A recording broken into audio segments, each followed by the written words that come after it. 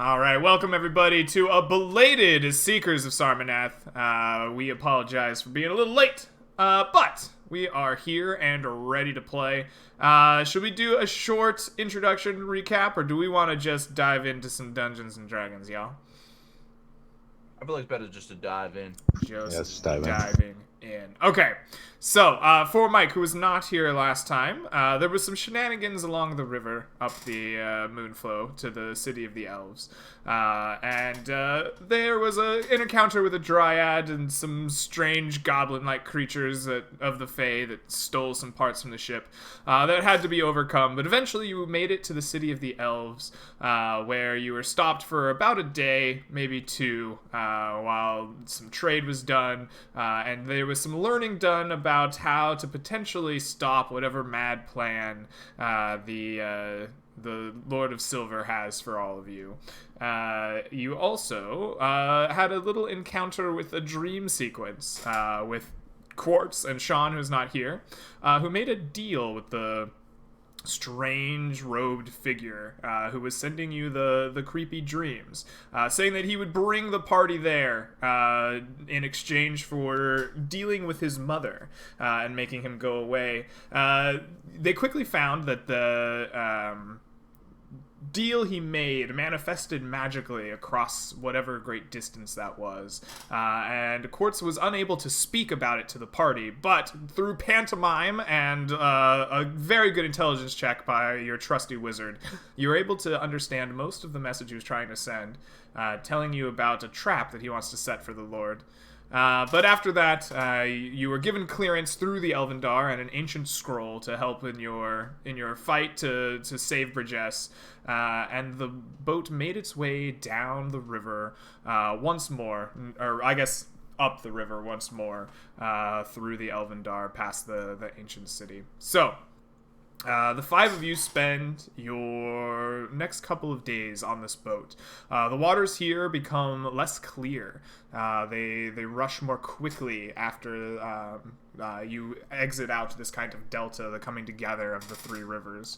And the kind of magical looking, different colored vegetation underneath it begins to kind of fade as well. The crew itself is rejuvenated after their kind of long ordeal getting to the Elvish city, after having eaten and drank and stayed in the safety of the city. There's a brighter mood across the ship. What I want to know is, how do you spend your next 3 days on the ship as you make your way through the Elvendar proper, on your way to the desert kind of north of the forest? Has the routine changed any on the ship? How do you react to having made your way through kind of the first half of this forest? I'm probably protecting my elven wine. Yes. Like, just sitting on it, Mike. Don't you even look at it, buddy. Right. Absolutely. But other than that, I don't see. I guess I'm keeping up the lookout in the evenings to make sure we're not getting attacked. But other than that, yeah, I don't see anything different coming out of it. Kind of excited to see the desert. Yeah. Are fires still difficult to start? They are, actually, okay. Yes. However, through some ingenuity and the purchase of great quantities of lamp oil, the Quartz and Zephyr's Wind crew combination have managed to find a single flame that they are keeping burning day in and day out. You find that after leaving the Elvendar, the crew had purchased barrels, much like you had purchased casks of wine, of lamp oil, and are keeping this small light aflame throughout the day. All right, I was gonna say, because Goric does actually have the light cantrip, so I can create artificial light at least at one instance at a time. We were using that while you went here. Goric has been using that a little bit off and on, perhaps supplementing the flames when they struggle to be set and new. Absolutely. Yeah, I started using giving us extra light when we eat in the morning. Yeah. When it's like morning, it's time to wake up. Goric just casts light and just floods the barracks with. Oh man, the crew's like 5 more minutes now. Goric's super old too, so he gets up at like ass crack 30, like just Very nice. nice. Everybody's like, why? We're Very all nice. young people. We don't want to get up at 4 a.m.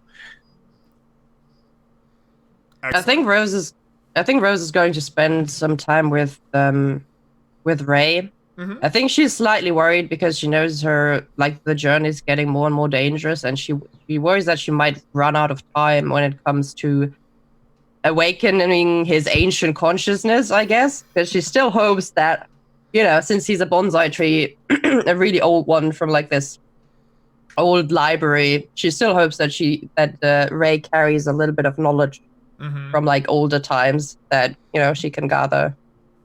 So I guess they spend a lot of time meditating, which looks kind of funny when you have two trees not talking and just entranced with each other. Yeah, it's really weird when I don't see trees talk to each other. Well, Ray is very difficult to get to meditate. It tries very hard to meditate with you. It puts its little bonsai hands in the air, attempts. But every 5 minutes or so, it just kind of looks over at you like, "Are we done? No? Okay. How about now?" I'm doing it. I'm meditating. Seems slow. But after some time, you spend evenings with Ray, attempting to meditate on the quandaries of the limited amount of time you have left with it. All right. So, as the days progress, you realize that the mood has shifted quite a bit. In fact, there was a prevailing layer of kind of just fear across the crew. Their spirits have not only been lifted, but it has like a palpable effect around the ship. The ship just seems cheerier and lighter and happier. And a whole day kind of progresses without incident. The fires light, once again, very difficultly at night, but with the consistent burning flame of the lamp, you are eventually able to light some small fires around the ship. With Gorik's additional light, you pass through an evening unmolested by the forest of the Elvendar, probably for the first time. Good old Hugh Seafeather, you have been keeping up a watchful eye on the forest as best you can. So for over the course of the journey here to the remainder of the Elvendar, I want you to make me a perception check, as you are just keeping an eye out for all the strange goings on of the forest. I'm perceptive as fuck, boy. You are very perceptive. You are keeping a very close and watchful eye out, especially as the evening draws close every single night. Even in the first night, despite the palpable good mood of the party, you see the eyes of these creatures that you encountered before at that shrine looking out for you in the forest. These kind of large, mean-looking creatures with their chitinous armor and their claw-like appendages. You just see them in the trees watching, almost like hunting. Each night, as the sun begins to fade, you see them kind of coming out and leering out over the party at you. But they don't seem to be drawing any closer at night. I think on the last evening, I'm just like, what? What, you shit bugs? Can't come into the light, motherfuckers? And just staring shit out of them. You scream and taunt at them, trying your best to... What are you trying to do as you scream and taunt at these chitinous fae? Chitinous fae, I believe is how it's pronounced. I just wanted to see if that would upset them and they would try to attack us. No. They... Juicy XP. Trying to get that level up for Gorik. Appreciated. I need it. I'm not level 6. Okay. Well, maybe there's fewer level 6s than I thought. The creatures don't respond to your taunts, as they seem to be hunting carefully, looking for an opportunity, but has not been presented to them at this moment. But you do hear a shh from below. And And you see the stereotypical. He's like, "Oh, I'm sorry, Faye. I'm sorry." Excellent. And so the days pass uneventfully through the forest. The spirits are lifted throughout the crew as each passing day gets a little bit better, and the Zephyr's wind soon breaks through the deep forest itself, getting just past the forest into kind of a nice soft rolling plain that lasts for about half a day as you're now moving quite swiftly up this river. After about half a day, the plain begins to give way to a drier, sandier earth. The grass more intermittent, rolling hills turning into kind of rocky crags around you.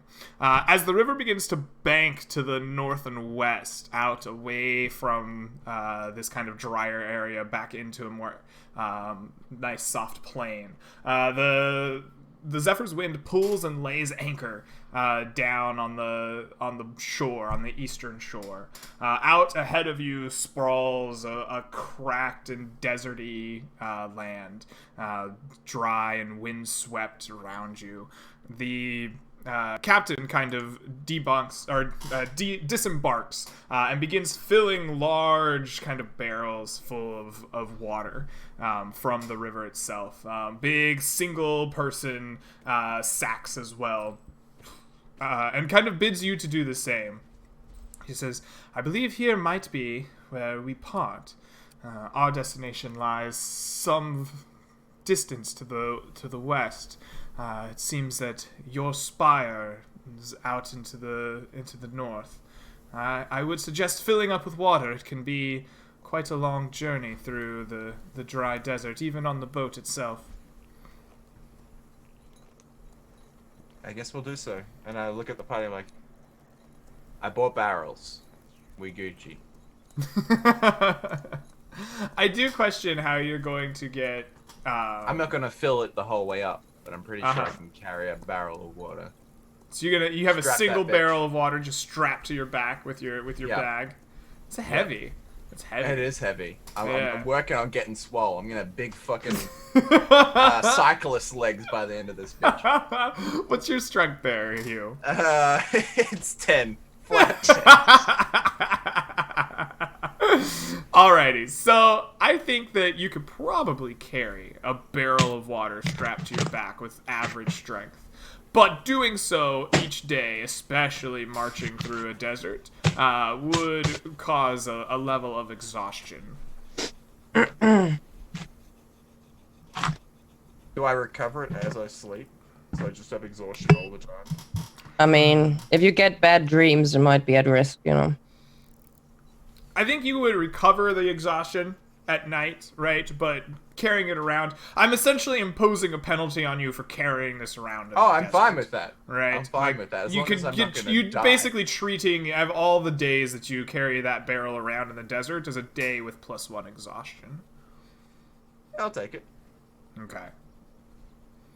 I gotta keep my party well drank. All right. Well And I drank. tell- How did and I that gotta wine tell go the- on the ship, by the way? You purchased a lot of wine. I did. I want them to hold on to it. I'll be back. Okay. All right. What, the crew? You're telling Yeah. It's a cargo, crew of though. sailors You don't Okay. drink your cargo. to hold on to the drinks? I mean, yeah. The crew of the Zephyr's Wind is very excited to hold on to your wine for you. They If I love. come back and there's not, they're paying me back. they are more than happy. They smile, and a small whoop is given out in the background, like woo. But I they trust the captain. they agree to carry your wine. Can I ask the captain? So, if we need to go back, Mhm. would we send you a message or? Well, you seek the spire to the east.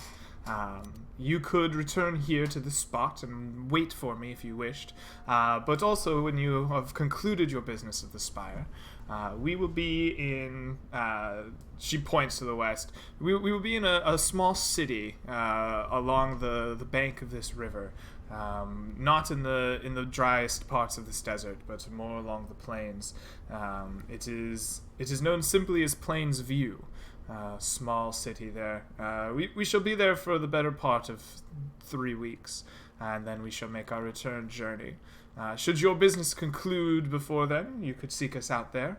Otherwise, we shall return to the spot and wait for you for some small time before making our return journey. I feel like I've heard the name Plainsview before. I can't remember. It's an actual place here in Australia. That's where I heard it. Gosh darn it.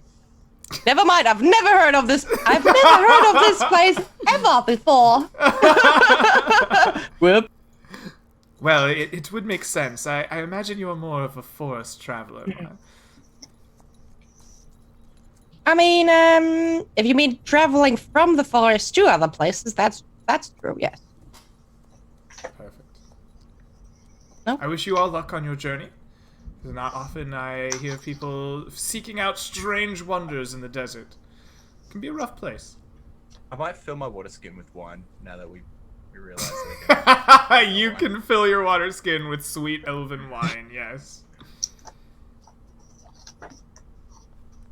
Okay. Faking it being an alcoholic. Let's do this. Alright, good job. Alcoholic, well done. I guess, and with that, they load up their boat, filled up large barrels with water, and begin making the journey off, banking softly into the horizon off to the northwest. Leaving you kind of at the bank of this river. Before you stretches the desert northward. You're kind of in a very shallow, not shallow, but you're in a very soft part of it. There's still grasses and small shrubs that come from the plains towards the off into the desert. But as you stare out across it, you see that it becomes rockier and drier. This is not a rolling dunes of sand, a desert. It's higher and drier, with rocky outcroppings mixed in with the sand itself. Get shelter from the wind, I guess. This is true. Okay, I guess we know the rough direction where the spire is. Should I, lead the way with the help of Sambar, I guess, if I can? Sure, absolutely. Rose, you take point and begin marching your way into the desert, heeding the words of the collector and of the elves, seeking out the rocky spire far to the north beyond Alvendar. We'll go ahead and have you make a survival check as you begin tracking your way through this unknown wasteland. Normal check? Yeah, you can have advantage. You are using Sambar and his superior sight to help you along the way. 24. Very nice. Very nice. We're staring at a rock, and I'm like, you're like, we should go that way. And Sambar's like, no. They said when you hit this rock, you got to turn right. Not your other right. Sambar's advice may or may not be helpful in this instance, but you do nevertheless begin carrying your way forward through the desert. Your first day seems to go on fairly uneventful for hours, as the beating kind of sun and the wind kind of sweeps across you. Your lips kind of begin to chap, and you carrying that heavy barrel of water around on your back begins to kind of wear you out.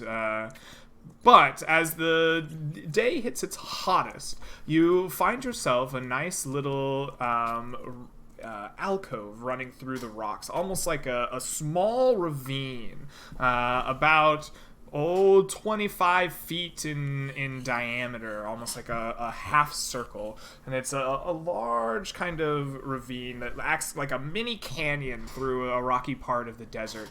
Allows you to beat the heat of the sun should you wish to go down into it. The air down there is cooler, and though the ravine doesn't look 100% natural, it doesn't look carved by tools either. Seems almost as if it had been chucked out of the rock itself. I'm gonna look at Chandler and Bay and be like, do your seeker marks burn? Like, is it safe to go in there? They do not. I mean, everything burns right now. It's so dry around here. I don't think I like deserts very much. I thought you were more of a succulent person, but I guess we can find you a cactus friend. What's a cactus? One of those. Just like. They You seem eventually pretty find prickly. a small prickly, pear cactus growing out of the desert, high on a rock.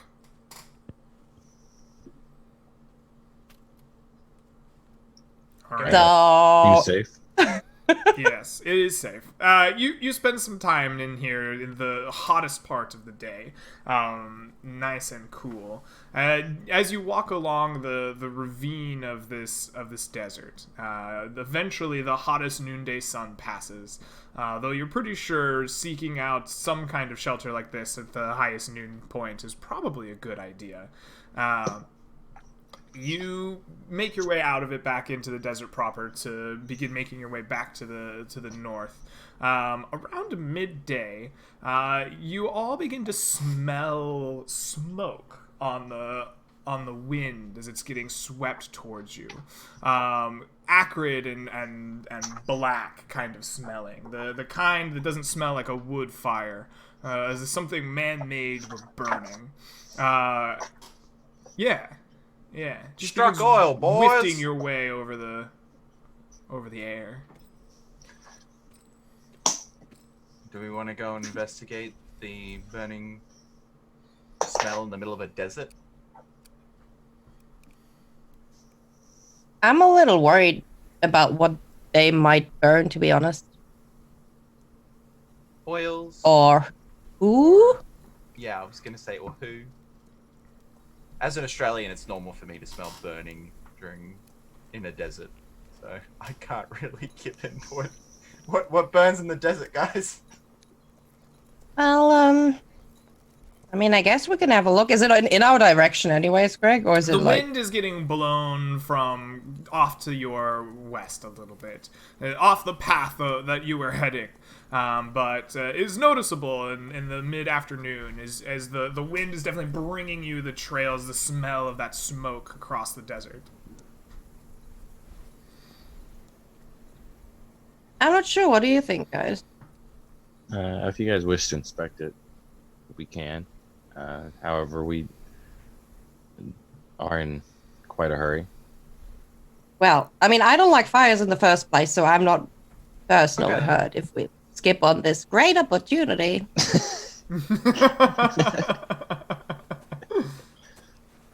Carry on.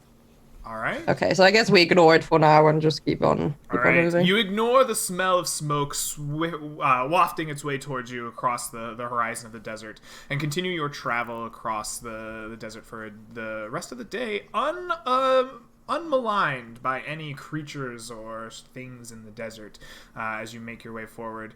You notice the sun beginning to set about the time you notice the temperature rapidly dropping in the area around you.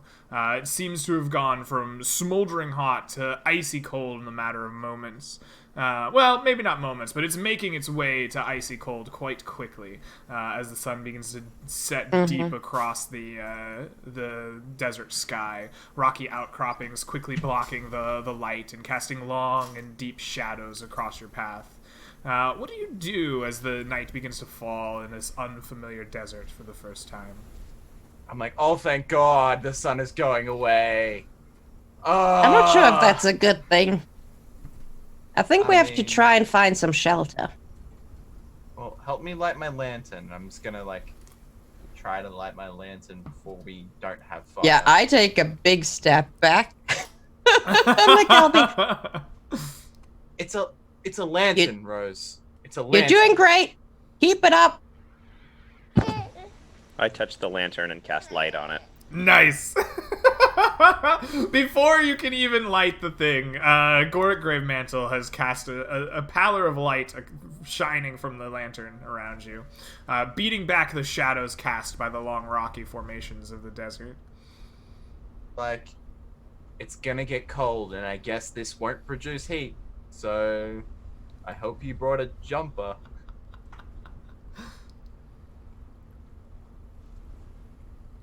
Okay.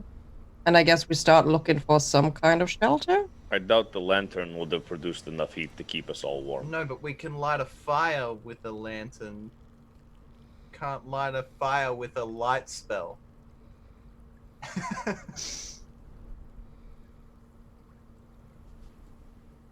All right, so you begin looking for some safety. After some time, you look around. You find again a small ravine, much like you found before, about 20 or 30 feet in diameter, almost like kind of a small half circle just running through the rock itself. You can dip down there to get off the high kind of desert itself. You can find some small kind of boulders in it. Other than that, you could try to look through the rocky kind of outcroppings for maybe a small desert cave or some other kind of more immediate shelter than just dipping into a ravine along the outcrops of the desert. I mean, a ravine is easier, and it does block the wind, which is the most killer of it. Thoughts? I mean, I've never really been to a desert. Let's have a look at the ravine before we go down there. If it is a safe place, then other people are going to look for shelter there as well, or things, you know. It stretches out some few miles, and then stops. It's small, not the Grand Canyon here. It's rough and hewn in kind of this half circle. It doesn't look 100% natural like a riverbed or the other kind of crags and buffs in here. But it doesn't look like it's been made by tools either. There are some small kind of like haphazard rocks that have tumbled down out of the ravine itself, and some small vegetation that grows around it as well, though much less so than on the top of the high desert itself. You don't find any of those prickly cacti or tough desert grasses growing through here. Wait, you said it doesn't look man-made, but it also doesn't look entirely natural? No. That's not good.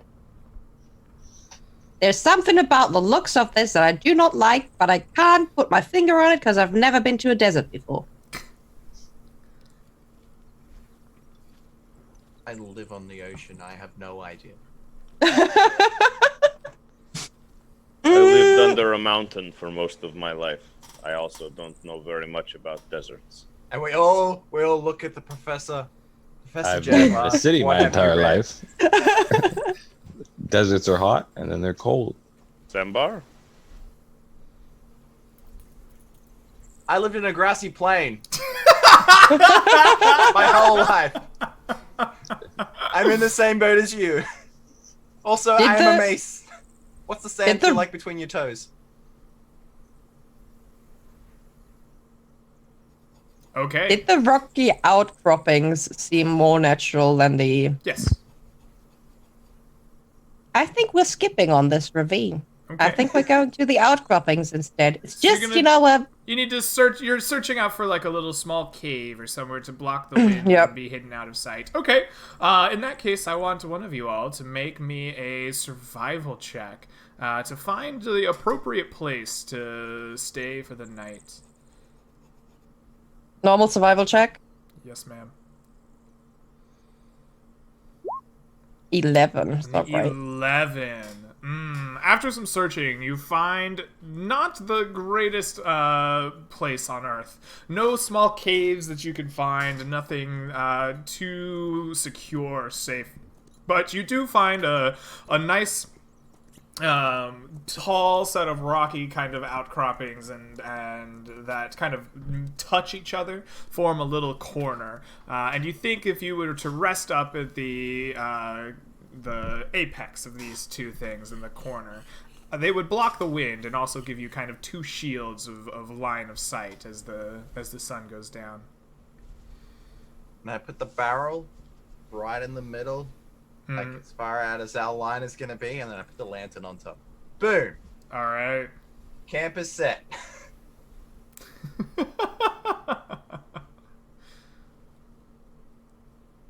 Okay. And I lean against the barrel and I'm like, oh, thank God. Yes, it has been a long, exhausting day carrying that barrel of water around. You drink long, cool drags from the barrel itself. You find the water taken from the moonflow at that spot to be still cold and refreshing despite sitting in this barrel for an entire day's lug through the hot desert. Granted, the temperature has dropped considerably as the sun has begun to set, but the water is very, very refreshing. Not enough to remove your level of exhaustion without a night of sleep, but it's still nice. Yes, yeah, it feels much better than you expected as you drink from it. The sun continues to set along the desert, bringing the cold of the night and the multitude of stars in the sky above you. What do you do with the night? Are you taking watches? Are we sleeping? What is the plan here as you have come to rest in this rocky alcove? I will take first watch and then sleep the whole way through. Mm-hmm. So, who wants to take the rest of the watch? All right. I gotta carry our water supply. Janlar can take the last watch. Okay. Sounds like we're setting some watches, and you guys are just gonna sleep here, right on the desert floor. Okay. Excellent. One with nature. Yes. So, as you go to sleep for the night, I want all of you to make a D10 roll, please. Okay, Rose, roll high. Excluding Quartz specifically, though he's not here today. I did lose my exhaustion because I slept one more night, though, right? Correct. And you will notice that while you were on the ship in the Elfin Woods, the dreams did not come for you again. Oh, Mike rolls it. Got him, Mike. Got him. Or Rose did. We got both extremes there. No, the highest roll has been consistently the one. Though, Goric, your dream comes to you this night and is different. As you lay dreaming and the night kind of takes you, you drifted away not to the forest where the blue sphere of fire is anymore. You are taken up to the night sky, almost as if you're seeing what lies above you in your dream. And high and heavy in the air is a big red star. It is brighter and redder than it is in your real world, but you recognize it immediately. And as you dream, you see it falling, growing bigger, and coming closer and closer and closer to the planet. Until eventually it seems to fall out of the sky itself, and bringing with it these strange crawling creatures made of shadow and nightmare. And as the star falls out of the sky, these things come down with it. And you see around you the dead and the passed away, like almost taken up by these creatures, as if the shadowy worms of nightmare falling from this rock like possess them and rise them from the grave around you, beginning to march ever towards you until eventually the dream stops, and you wake up on the morning thereafter. We can see the comet at all times, can't we? Yes. Okay, it's still up there, right? It is. Okay.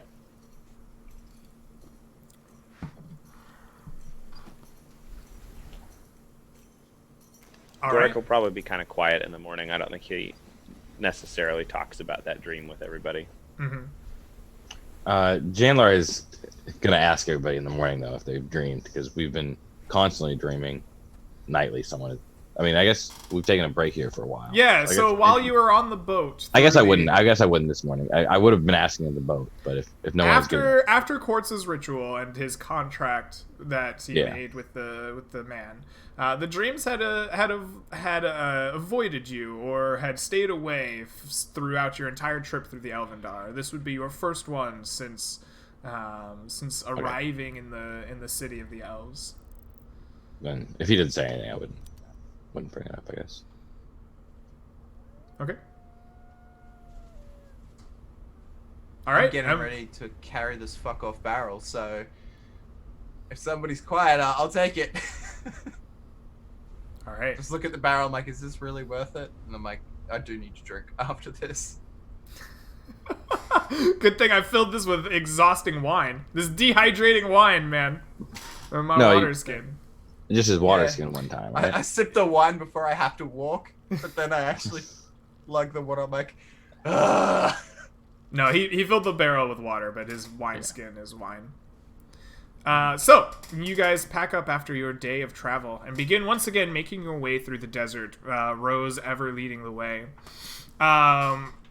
As you are making your way through and the desert sun gets high above, you begin hearing the clamor of what sounds like battle just coming to you over the top of one of these kind of outcroppings of sand in the desert. You hear the clanging of steel and the shouting of men, and you once again smell the smoke kind of burning, that kind of acrid stench crawling across. This time seems to be coming generally in the direction you were traveling towards. Nobody said there was a war going on or anything, right? Nope. Desert marauders.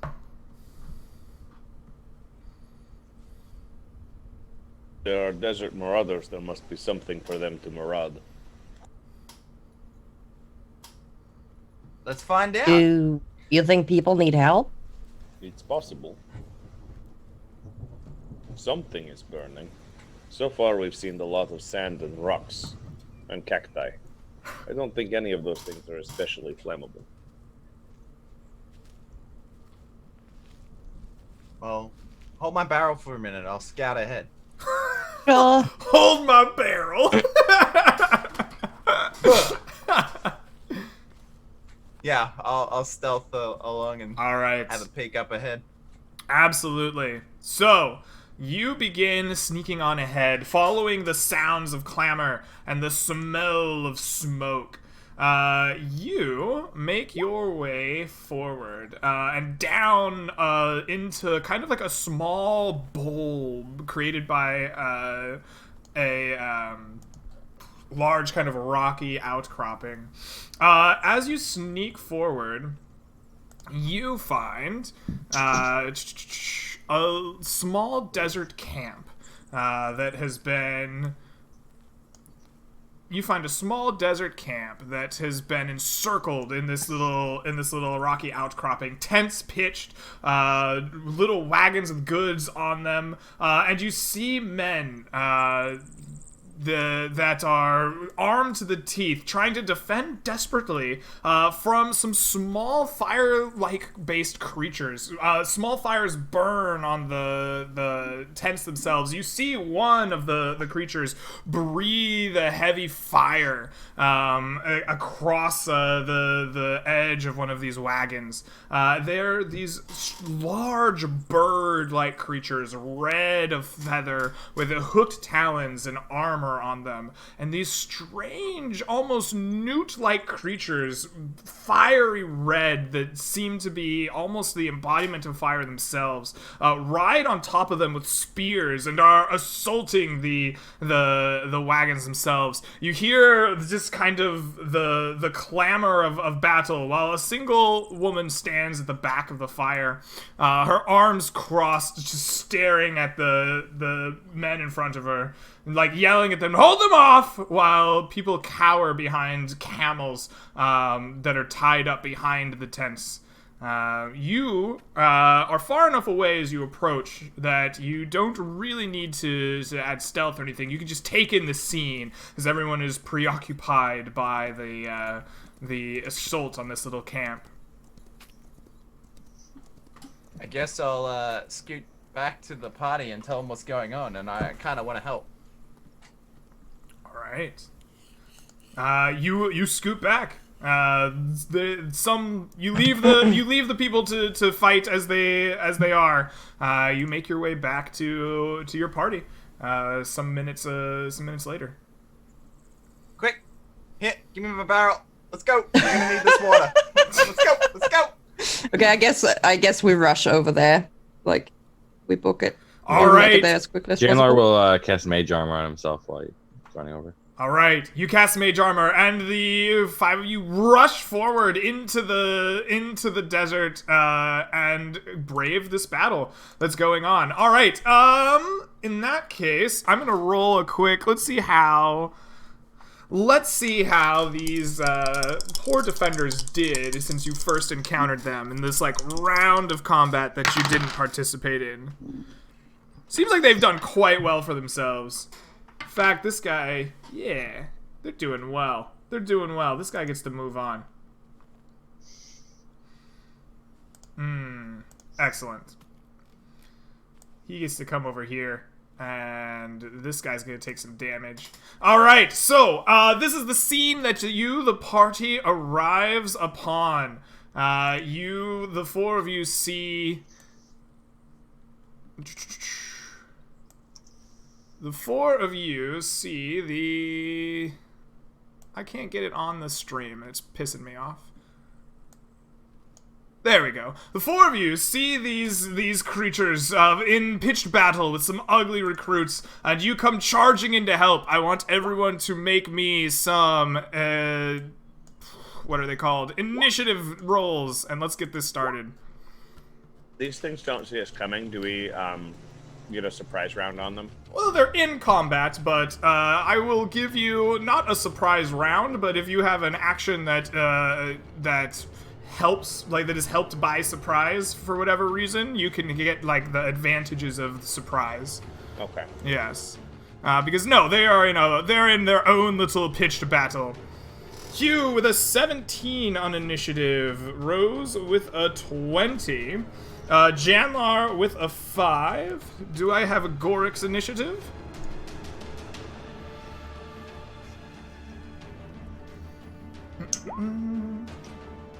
Hang on, that's not right. I tried to roll one S20 instead of a D20. All right. There we go. Oh, lovely. Alrighty, so Gorik is going at 7. The creatures are going at 12, and the other combatants are going at 13. So, Mrs. Rose, you are the first to react as you come charging around this corner and find a scene full of combat next to you. These creatures riding birds are fighting into this camp. What do you do as you turn the corner in the desert? I turn the corner. I see them over there. I'm gonna move a little bit forward. Like I keep running for like 20 more feet. And then I'm going to throw 2 hands full of fairy fire on the first 3 dudes. Okay. Like, yes, absolutely. So we shall have some dexterity saving throws for all of them as you throw fairy fire in a nice burst around them. The first fails, the second fails, the third fails. The creatures that they're riding on, I'm gonna count them as 1 unit here. So they're all of these 6 creatures, the mount and the Alamander on top of them, are all fairy fired. Let's go ahead and give them a nice little purple disc. These things,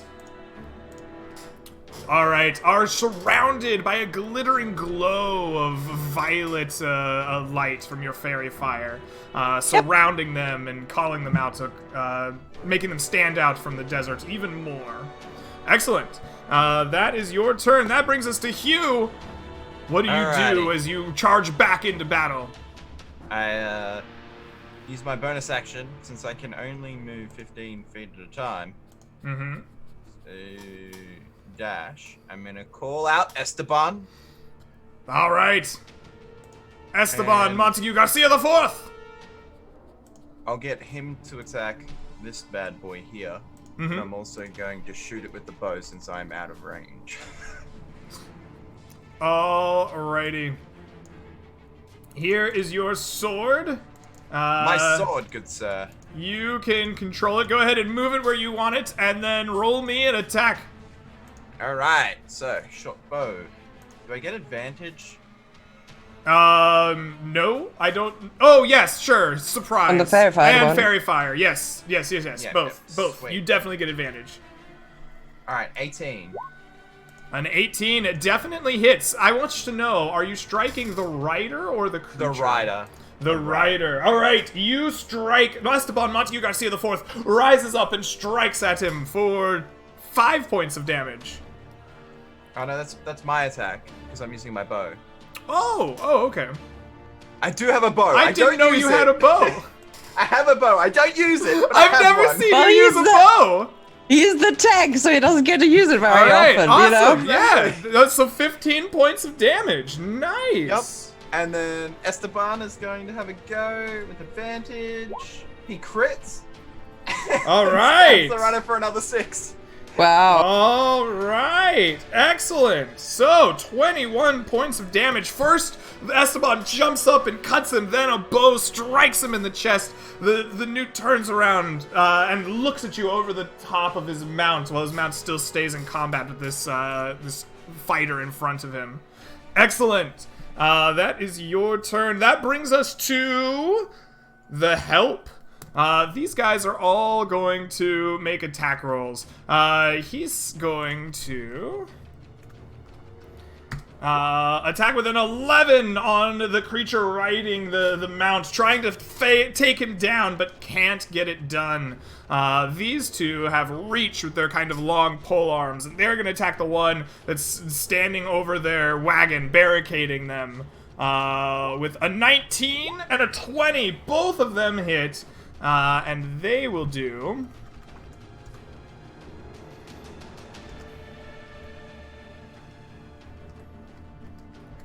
18 points of damage combined to the rider on top of this one. And oh, they actually had advantage. Let's fish for some crits here. They both hit, so do they crit? No?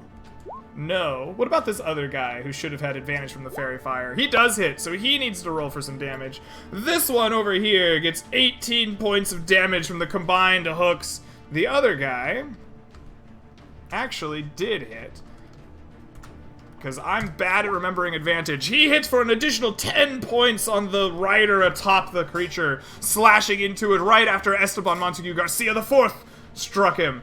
You see this like newt-like creature kind of roil around on top of the mount.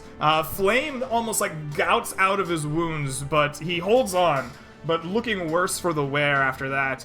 This one over here is engaged with one as well, trying to prevent it from putting fires out. This one does not have fairy fire over on the far right, so he will just roll +4 with a 9. He misses, and that is it. You see the woman standing in the back of the camp, arms crossed, just looking out. She yells some insults out across at her laborers. She's like, "Ah, now look at this. You need help to beat back the beasts." But she still stands there, arms crossed, behind the campfire. Alrighty. That brings us to the creatures themselves. So this one here doesn't really know who to fight. He's gonna just continue attacking the help. He's going to, the creature on top swings down with a scimitar, trying to just chop to bits the fighter in front of him. With his first swing, a mighty miss. It hacks into the wagon next to him, and he's unable to yoink it out and get his second attack off for the round. The beast he is riding, however, is not feeling particularly hospitable to these two creatures. It rears up and kind of turns a little bit, and out of its beaky mouth, it like hawks up a big sounding loogie, and then breathes out a spray of fire that encompasses a cone. Both of these two people right here. They will make some dexterity saving throws. With a 6 and a 14, they are definitely failing. No, the 14 passes, so they're gonna take They take 10 and half of 10 points of damage. You see large burns set up on them, and I'm gonna roll to see if the wagon lights on fire or not. The magical flames do not alight the wagon, however, as it seems to refuse to burn, much the way you've seen other small fires. But these creatures have definite black burns on them as the gout of fire hurt them quite a bit. This one here is going to attack this guy. He has 2 scimitar attacks.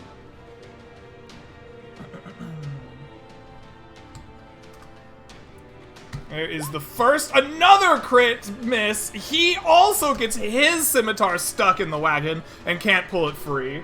His bird needs to roll for its fire back. It had already used it, so we need a d6 on it. 4, it does not recharge its breath weapon, and so this creature, I don't believe has enough reach to attack from here. It does not. This one here spies the new enemies and is going to come forward.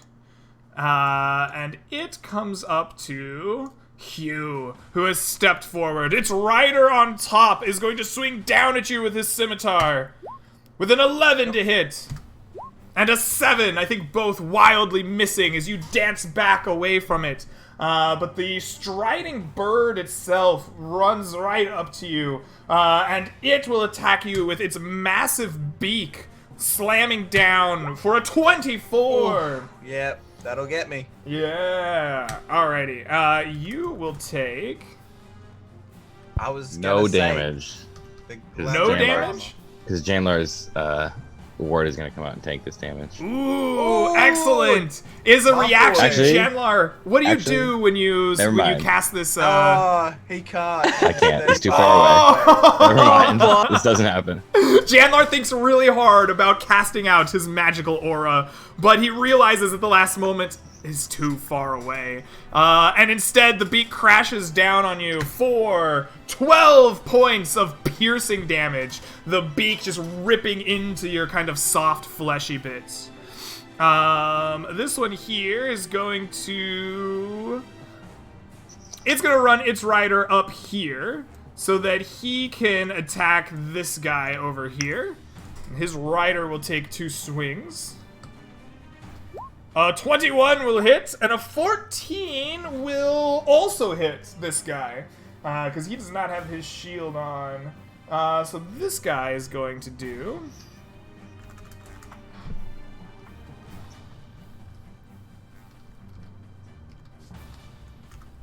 13 points of combined damage from his swings on this guy. And he is looking a little bit worse for the wear from those swings. This one back in the back will continue to attack its master, or its opponent. 15 will hit and an 8 will not. That guy takes 9. He is doing better than the others. The bird is going to roll for recharge. The bird does not recharge. This one here is going to make its way towards the new fighters. But it can't get much closer than this. And that ends its turn. This one here, this guy not on a rider, is bigger and taller than the ones that ride these bird-like creatures. It almost stands a whole 10 or 11 feet tall. Half again the size of any man. And he holds a wicked scimitar. He stands and yells in Igneous, this language of the plane of fire. Do any of you speak Igneous? Educated guess. No. No. All right, so he yells out in this language, holds his scimitar aloft, but otherwise remains motionless at the moment. Excellent. That is the turns of the creatures in the help. That brings us to... Goric. Yes. All right. It looks like one of them isn't mounted and is some sort of commander, yeah? Yes, Ish. that seems appropriate. All right. Did he get fairy fired or no? He did not get fairy fired, no. He was standing far enough away from it. Okay. Well, I'm going to attempt to guiding bolt that guy. Okay, a 19 will hit his armor class. Guiding Yeah. bolt is a, was it 3d6? 46. 46 is 4d6 guiding radiant damage. bolt. Correct. Okay.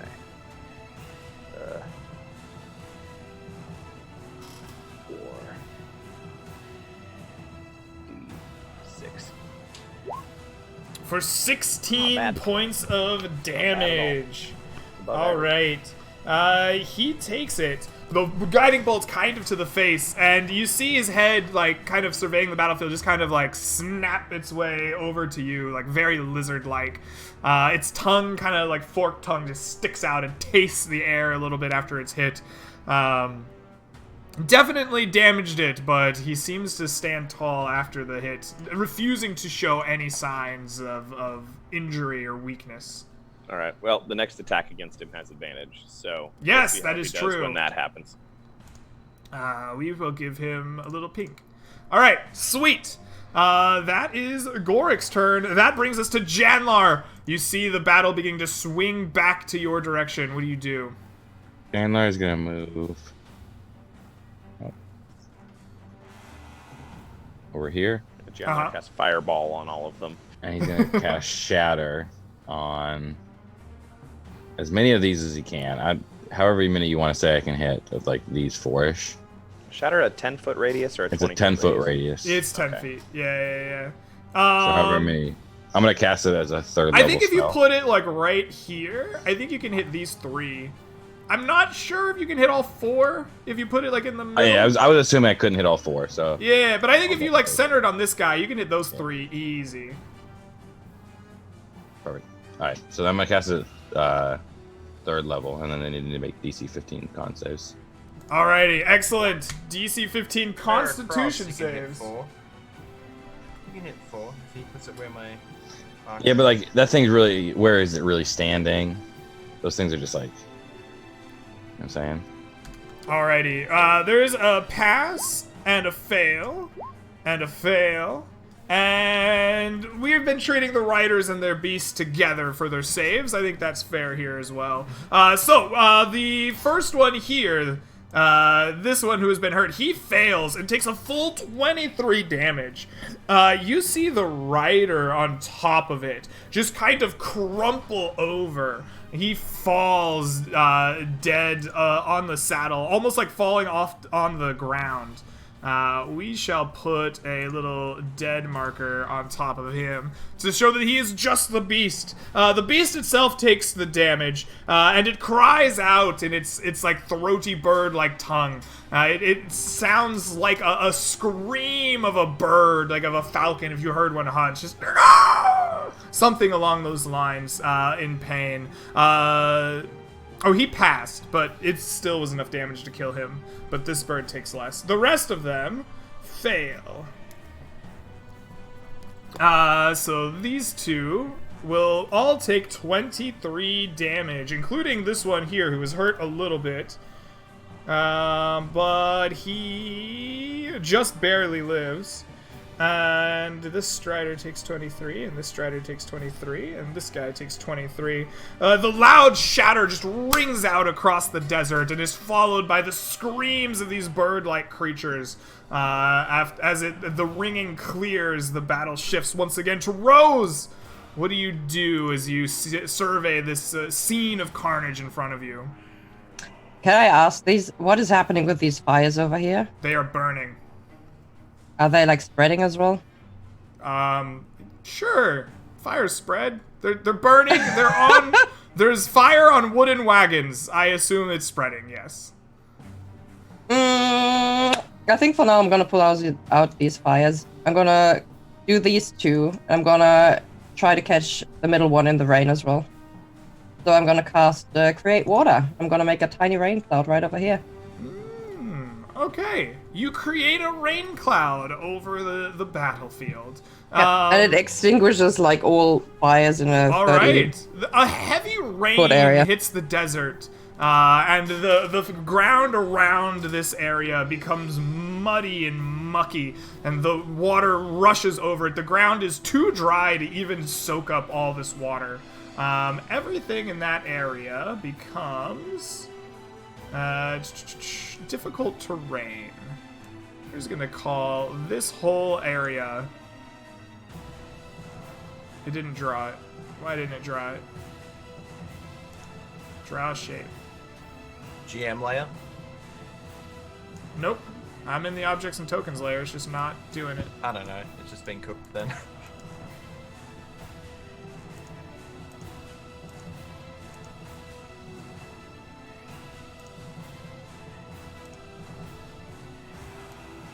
Alright. Nope, that's not it. This area here, since draw shape doesn't work, is all Very good. difficult terrain. Alrighty. Okay. Excellent. The fires inside will be extinguished. They're on the map layer, so I can't put them out. But, yeah. That's all good. Mud. Excellent. Well done. Well written. Excellent. Rose, you have extinguished some fires and created a muddy, watery flash flood in a localized area. Excellent. Hugh, you see a rain cloud form over the fires. What do you do? Greg, Alright. there's a fire newt in the rain area, right? There is a thing in the rain area, yes. Does the rain bother it at all, or is it just kind of steaming and being annoyed? It seems to be steaming and being annoyed for the moment, but Okay. we'll see if it has any other effects. Okay. This rider here, I want his mount, so I'm going to draw my rapier and I'm going to see if I can poke him. All right, you're going to attack the mount on this guy here? No, I'm going to poke him. not No. his mount. I He's want trying to his mount. steal the mount in about 2 turns. Okay, you're gonna poke the guy on the mount. A 21 will hit him. Yes, for 28 8 damage. damage. Give me that mount. Damn. All right. He takes 28 damage. His like fire pours out of the wounds that he's in, but he does not fall. Does a 14 hit? A 14 does not hit. No. Damn. Esteban, come on, man. I'm bleeding here. Esteban's aim was true, you see, but as it flew up, it just struck right into the heavy metal armor that they're wearing on top of these creatures here. All I imagine is like a fencer stabbing a man in full plate. You see the sword bend and he's just like, oh no. Oh no. Oh no. Oh no. That's not good. All right, that brings us to the help. They have their targets. They're going to attack. They get advantage. So the first guy is going to attack the riderless beast with a 17, which will hit for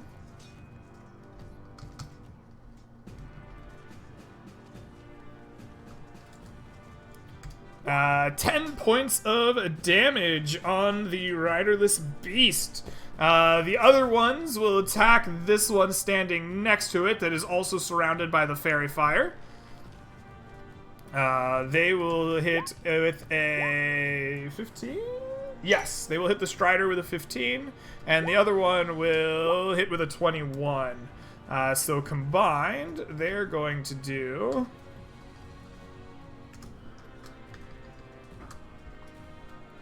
20 points of damage to this strider. It is still alive, but it is holding on. This bird here is looking rather rough. Rather rough indeed.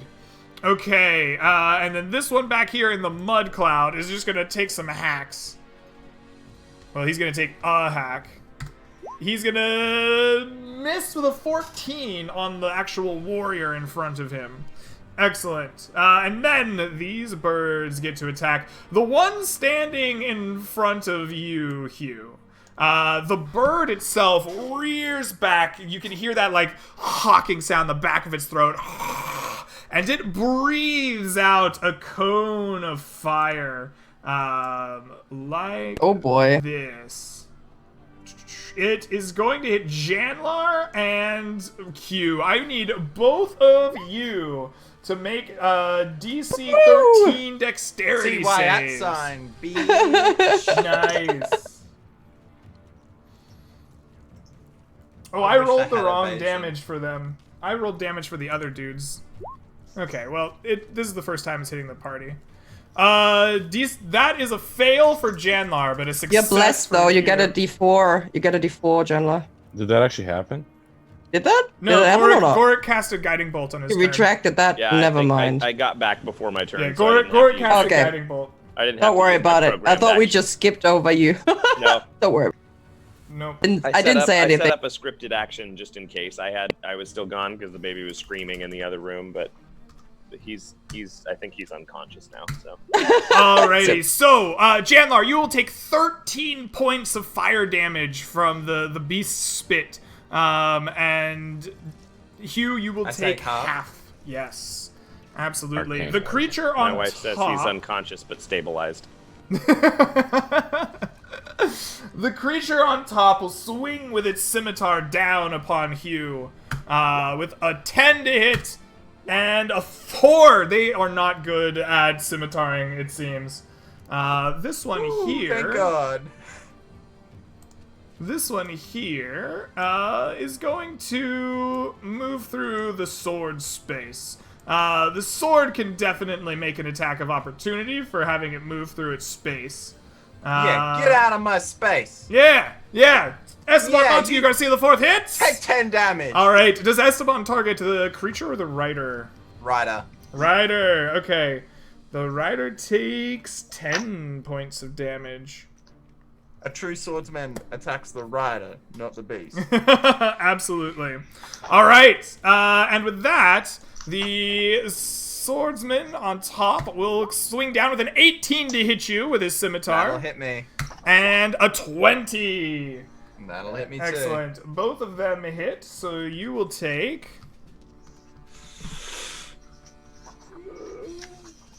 Not ready for this.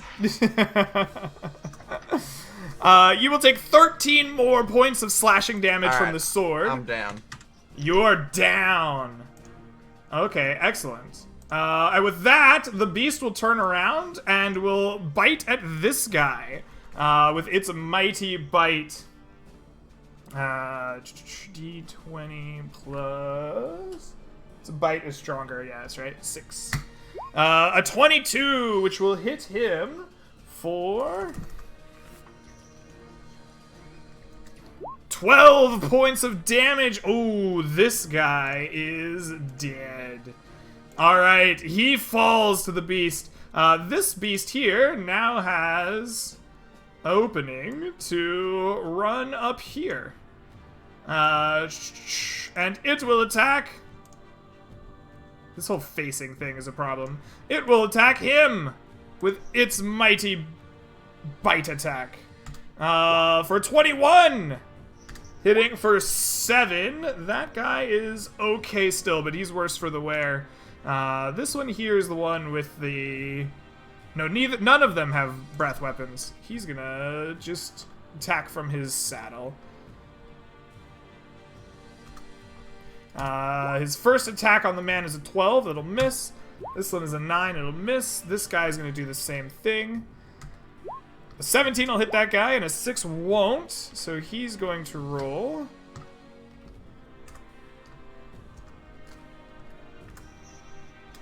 Seven points of damage on the other helper. That hurts. This one here, not fairy fired. Does he want to go fight over here? He doesn't. He's going to continue fighting his mark, his target, with an 18 and a 10. He does an additional 4 points of damage to the other helper. This one here in the mud. He doesn't want to be in the rain. There's smoke and steam coming out of here. He is going to move out of this. It is difficult terrain, so he just moves to the very edge. And this guy's going to take an attack of opportunity at him. With a 12, and that misses everybody. Alright, that is their turn. This one here shouts again in Igni, and begins moving kind of down over here, making his way slowly towards the party, shouting and, like, raising his saber, but otherwise taking no other action at this time. That is all of their turn. Goric! It is your turn. What should you do? Did the defender guy who just got downed a minute ago, is he like, he's gone, right? He's not like bleeding out. He's NPCs dead. die, they don't bleed out. Okay. Yeah. All right. Well, nobody's attacked the guy that I guiding bolted last time, and which means I've only got until the end of this round to use it. Yep. So I'm gonna guiding bolt him again. Okay. advantage Please roll to this hit time. with advantage. And I'm gonna cast it at 3rd level. Okay. Let's see, that's 20. That's not 21. That's 19 to hit him again. 19 to hit him again. It will indeed. And then that's gonna do, instead of 4d6, if I'm casting at 3rd level, it'll do 6d6 because it's 1 extra d6 per level. Yep. Each spell level above 1st. So he's gonna take another 22 points of radiant damage. All right, 23 he last takes time. 22 points of damage. This time, after he gets hit with the damage, and I'll write down his 22, he points his finger at you and says a word in Igneous. And he makes you make a dexterity saving throw as hellish flames rise up and rebuke you. Oh, I did 16 last time. Okay. I was thinking I did more last time on 4d6 than I did this time on 6. Dexterity save? Yes, please. That's unlikely to be very good. How's 13 for his? 13 does not pass this man's save. All right, I take some damage. You are going to take 18 points of fire damage as he a lot of fire rebukes damage. you with a word. Okay. All right. He and still then- is guiding bolted though. Yeah, he's re-guiding bolted now. Re-guiding so- bolted. Yep. And then I'm going to use, on my turn as a bonus action, I'm going to cast Spare the Dying on Hugh. to save All life. right. You are spared, Hugh. You are stable and unconscious. Excellent. That is your turn, Mr. Goric. Janlar, you see the battle rage around you, the hellish rebuke of your friend, your downed companion stabilized. What do you do?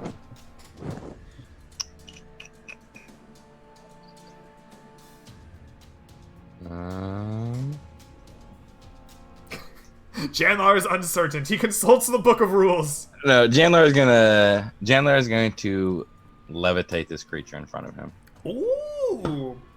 All right. Are you trying to? You're gonna levitate the bird, right? Yeah, With the rider on top of it. Yeah. I mean, I don't know if the rider can actually stay on the bird. It says one creature or object of your choice, so I'm not sure. The spell can levitate a target up to 500 pounds. Oh shit! I need to know how heavy a giant bird is. It's a bird. It's got hollow bones. It's good. You got it. All right. It needs to make a Constitution or Wisdom saving throw. Con. Con. Okay, that's what I thought. I just second guessed myself. This thing has +2 con. Oh, it super fails! Yo, it fails so hard that the newt can't get off of it. You levitate both the bird and rider. They begin lifting up in the air. How high can you lift it in 5e? 20 feet per round. 20 feet. All right, this creature rises up 20 feet. Its legs squabbling in the air, like trying to find a purchase. It goes, "Ah!" It doesn't know what to do with itself. The rider is like doing everything he can to like get off or stay on. His feet are caught in the straddles. Like, it's bad. It's bad news for that man. All right. I believe that's the end of your turn. Yes. Anything else? I move back. I really want the bird to use its fire breath in the air and just turn into like some sort of jet propulsion, just flying around like a jetpack. Alrighty, excellent. That is your turn. Let's go back to Rose. You created a water storm next time. Now there's like birds staring you down while your companion is down next to you. What do you do? I'm going to touch the ground, and a tiny vine leaps from my fingers and quickly wriggles around Hugh's body. I'm going to cast Healing Word as a 3rd level spell on him. Okay. Oh, bring him shut. back. Go ahead and roll for some HP. Give me that HP. Yeah. I'm so gonna totally run up and stab 50. that guy. All right. 15 points of life. Hugh, your eyes snap open as you feel the tickle of Rose's vine across your body. Life restored to you once again. And it is your turn. As you Okay. Not quite. Not quite. Second. It is not quite your turn. You must wait in paralysis. The story moment turns back to you. Yes, I'm gonna pull out Janla. Sambar. Sambar, sorry. I mean, I can oh. fight with you as well. It's fine. Don't worry about it. And I'm gonna move forward to. I really don't like setting to this guy. Well, it's fine. And I'm gonna attack the rider. Okay, you walk up with the mace in hand, Sambar screaming in excitement as you bring it down upon the rider. Please roll to hit. A 30! Sambar connects solidly with the rider's helm. Please roll some sweet damage. 12 damage. 12 damage to this rider here. You actually have advantage. Please roll another d20 to see if you crit. Please crit with me. Please crit with me. Please crit with me. I like to think in character, that's what you're saying. Alright, you hit for 12 damage on this rider here. Rose, do you have a strength bonus or no? I don't know. Okay. Alrighty. 12 don't matter. Excellent. Nope. Flat 0. That is Rose's turn, and with that, Hugh, your eyes snap open, feeling the tickle of Rose's vines. What do you do? Yeah, you look up on your back, you see a bird and rider 20 feet above you, claws and legs scrabbling like wild. What do you do? The fuck? I get up, and I have. Oh, let's see. I have. How much movement do I need? Alright, so that's my move. Oh, alright, let's gonna move Esteban here for a second. You can move through Esteban's space. He's just a sword, right? Like, he doesn't take up a full 5 feet. Am I in range to strike at this man? Yes. Yes, you are. He's, like, almost giant sized. He takes up a couple of squares. Okay, well, I'm gonna move Esteban here. He's gonna move there. I'm gonna move there. Do all my movement in one go.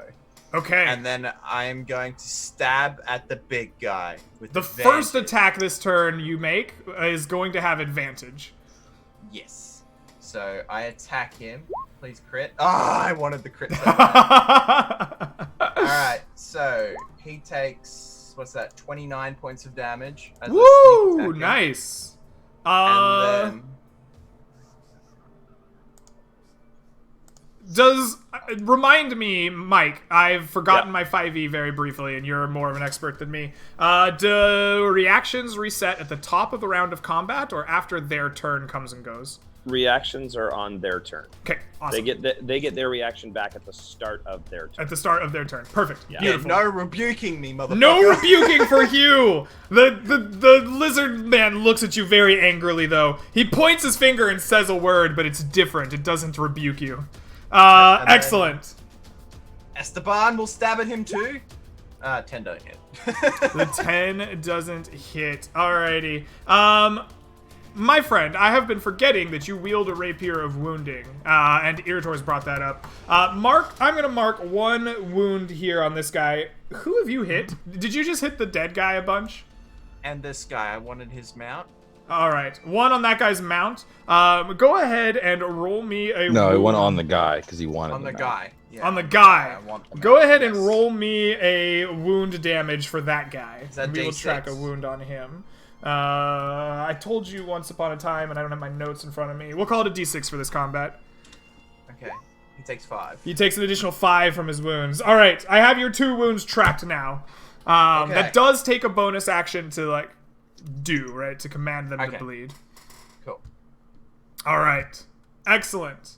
That is your turn, Hugh. That brings us to the helpers.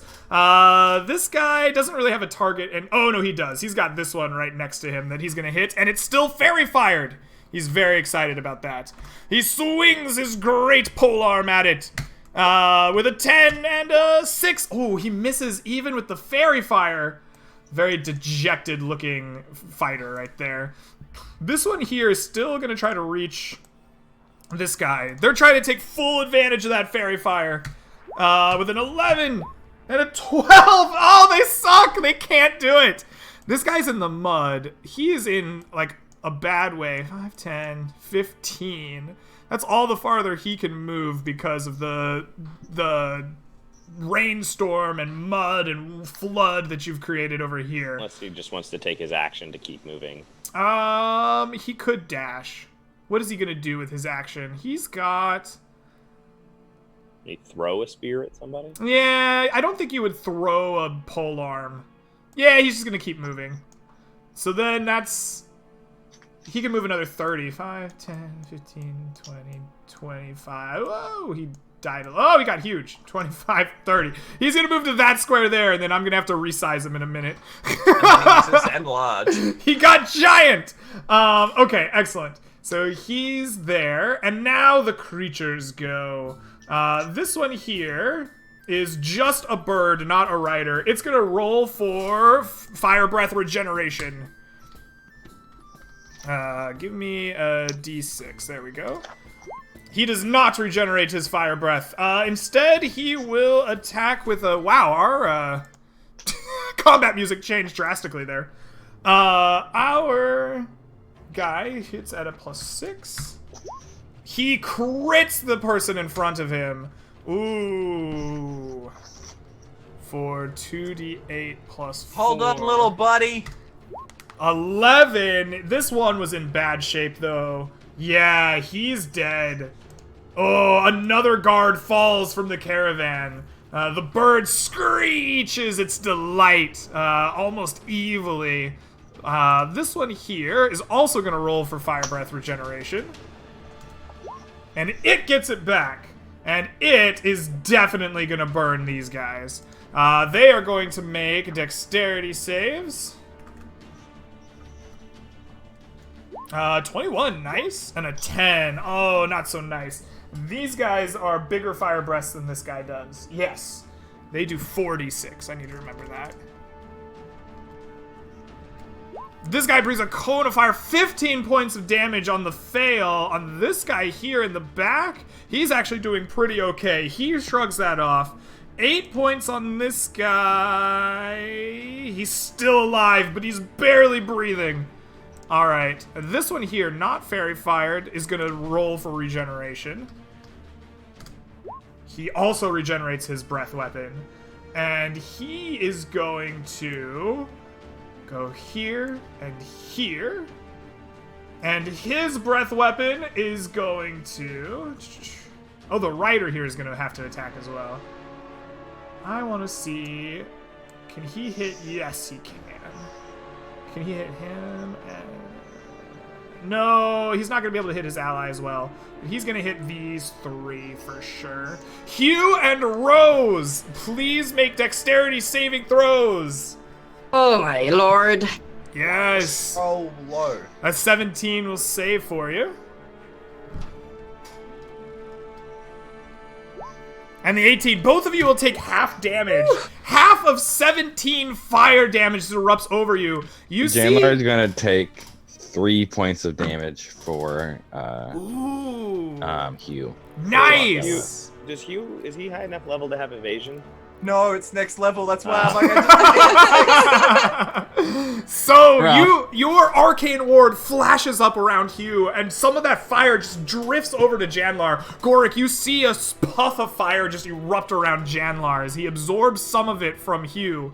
You guys take half of 17 damage, but you also notice that the creature and the rider of this one heal. Their wounds knit closed as the breath of fire around them heals them up by 17. And the creature... Oh, that creature didn't even need to heal. Okay. Excellent. That is his turn. The rider on top of that one is going to swing down on... Wait, which one? This rider right here. Okay. He's going to swing down on Hugh. Do I need to activate my Glamored Armor on my turn? Or can I activate it? It's a reaction. It's just, you can do it for Yeah, free, cool. basically. I activate my Glamour Armor. All right, he has disadvantage. You avoid a crit. Does a 16 hit you? No, it doesn't. It doesn't. Thank He God. misses with his first attack. His second attack also misses. Both of his swings, your glamored armor, you begin to displace in time. The armor just like creates like multiple visions of you. You begin to become blurry and strange. And this creature just slashes all around you, unable to find the real you for your turn. I'm like rubbing my chest like, thank you, Armor, thank you, Armor. Thank you, Armor. See, elven armor's good. All right, that is him. This guy gets to finally move out of the awfulness. He wants to attack somebody, but he can't really go anywhere. He's very sad about this. He just moves here and is sad. This guy has a rider. This guy doesn't. This guy has a rider. This guy has moved already and is levitated. He's effed. Okay, so this guy's rider is going to attack the henchman right here. With a 22 and a 14, I think that henchman's gonna die. He's gonna take 5. Yes, that will do it. Another henchman goes down. We're in trouble. What kind of henchmen are these guys? And this They're one useless. in front of Rose, now newly healed, is going to swing down with its mighty scimitar. With a 12 and a 20. I think 20 the is a 20 hit. will hit you, yes. You will take an additional 8 points of slashing damage. The last person to go on their turn is the And the fairy fires. fairy fire. Oh, the fairy fire disappears. Alrighty.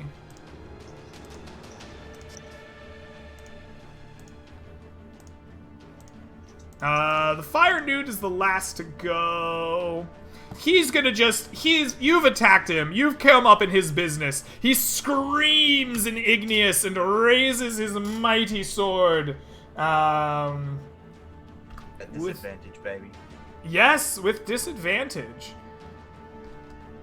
A 13 won't hit you, I don't think. Nope, All right. I will 16.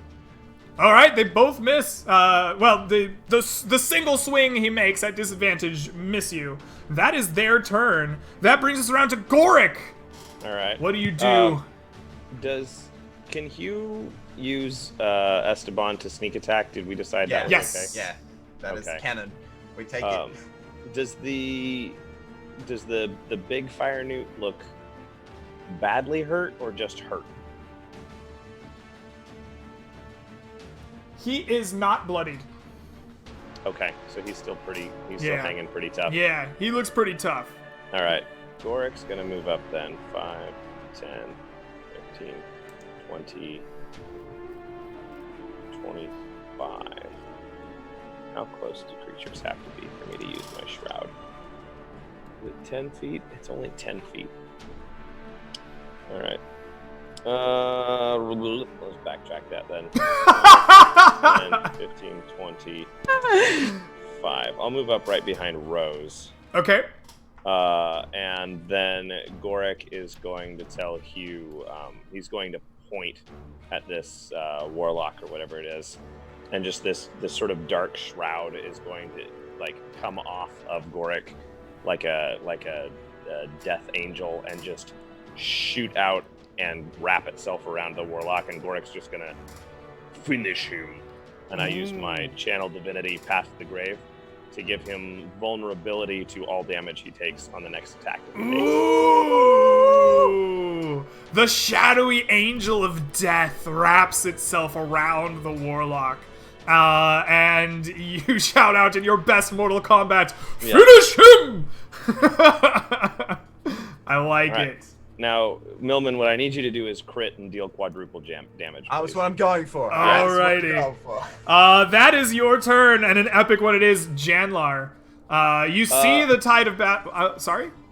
I'm gonna go ahead and use healing word on Hugh because he's pretty low. Okay, So, yep. I'll do a second level. All healing right. word. Your finish him rings out, and inside of it, a rejuvenating sound for Hugh. You just know that was for you, and you heal up some amount of health. 2d4 plus my wisdom modifier, which I think is what level am I at? 4. Like, how good am I at wisdom? Oh yeah. You get 11 11. more hit points for you. And with that, Janlar, you see the tide of battle kind of turning against the caravan here. The birds are beginning to look towards your direction now. What do you do?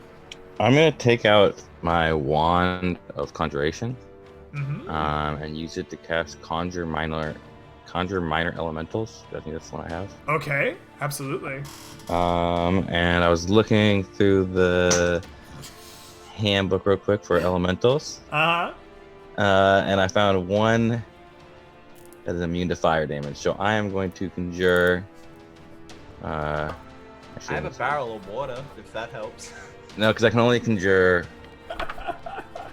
Oh no, this is perfect. I'm gonna conjure steam methods. Steam methods! Oh my goodness. Because All they're right. challenge rating 1/4, and I can get up to 8 of those. And Yeah, they're you get a immune to fire freaking damage. lot of methods. Yeah. Alrighty. 8 steam methods. Alrighty, Mr. Meath. You have the stat block for Meathits? I do. Okay. Then I'm just going to try to find you some methods. They have 66 hit points. Do you want me to roll those? Yes, please. That's You want me a to lot roll them more all hit points than I would separately? expect a method to have. I don't even know Every what a monster method in the is. monster manual has more HP than you expect. Do you want them all to have the Other same than, like, amount, or Valve. Yes, please. Just roll all of their HP together. Okay. That makes it easy. 16. I don't have a good method. Let's see. What would make a good method?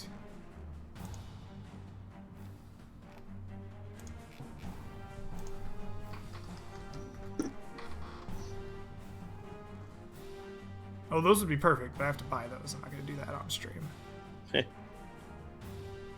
They only have AC 10.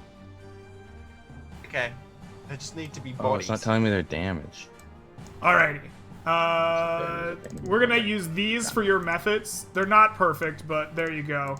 You're gonna make 8 of those.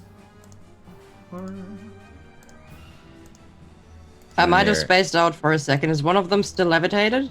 Yes. Yes. Is he dropping now, or is levitation concentration, or does it go I'm duration wise? still concentrating on levitate, but I'm using the wand to cast. Alright, you shake the wand of conjuration, and out from it sprout 8 steam mephits, all of them surrounding you and ready to do your bidding. Get him! Get him, And they're little gonna steam just- guys! Yeah, they're just gonna move forward in a mob and attack this first one. Alright. Actually, they're gonna move up, and these 4 on the right are gonna move up and attack this guy. Okay, move them up, man. Okay, Move them where you want them. this is.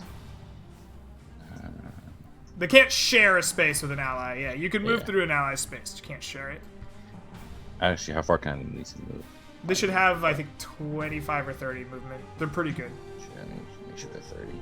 Yeah, they're being fly, so they're 30 feet flying. Yeah.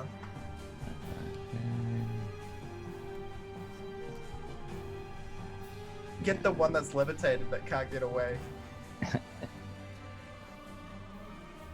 Nah, they're gonna come try to help. I think isn't the levitating one falling because No. conjure No. and levitate are No. both concentration? Use a magic He's using a device wand. that goes on the wand. Oh, okay. We said when I use my wand, it takes my concentration though, so I want dibs on that too. Like, His wand is special. This is you specifically have a wand for conjuring creatures. This is the reason why this was a powerful item. Okay, and then they're all gonna attack. And All they right. attack with let's see. So they're attacking Plus 3 2 to attacks hit. on him and 4 on him. For D4 plus D4 fire damage. Are we attacking the rider or the beast?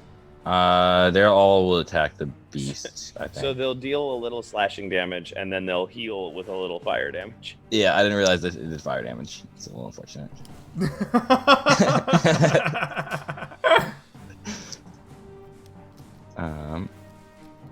But they are immune to fire damage, so they're just supposed to sit there and tank some shots for us.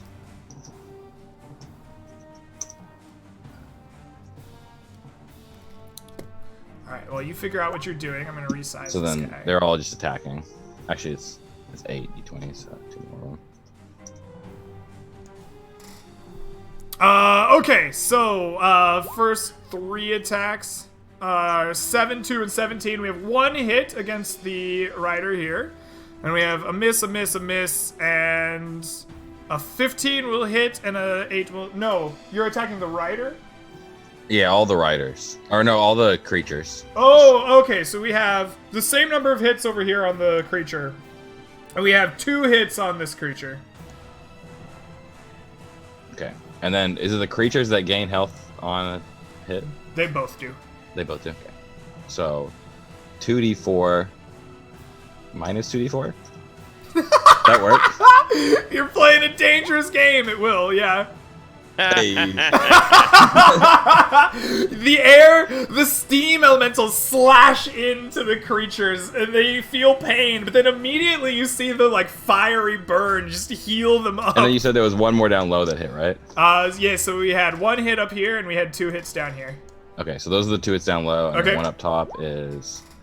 Heals Oh, for 3! Alright. Didn't work out. It's really unfortunate.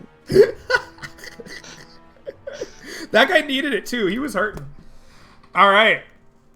Excellent. The bird is very excited about the healing it just received. Just like, oh yeah! Boric looks at this and he looks at Chandler and goes, I don't know if you're helping. Rose, you are now surrounded by steam mephits, along with this creature right up in your face. What do you do?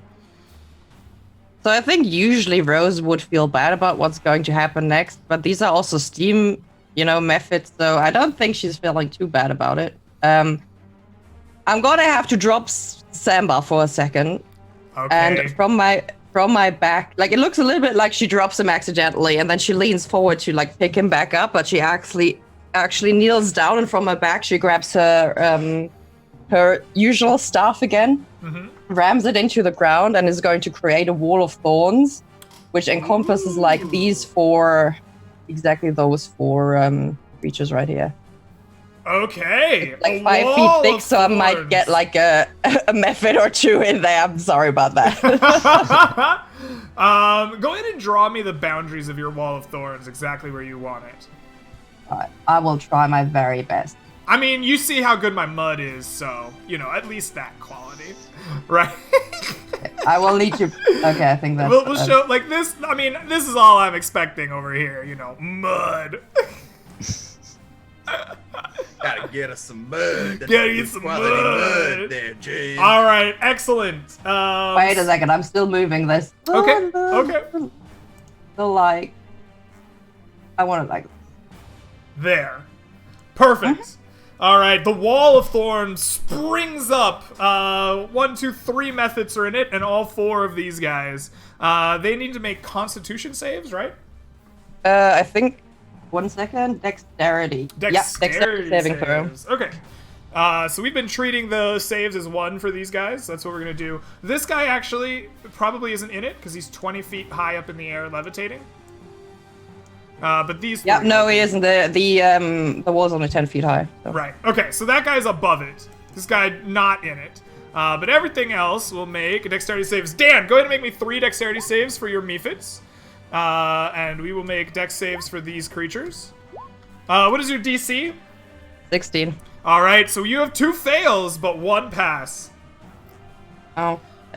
So 34 damage on this guy and this guy. How much damage is it? Wait, I haven't rolled it.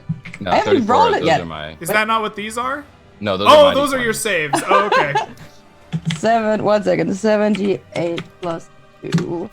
I was about to give you so That's much damage. 38, sorry. Are you sure you don't want the 34? It's okay. I think I can handle a 33.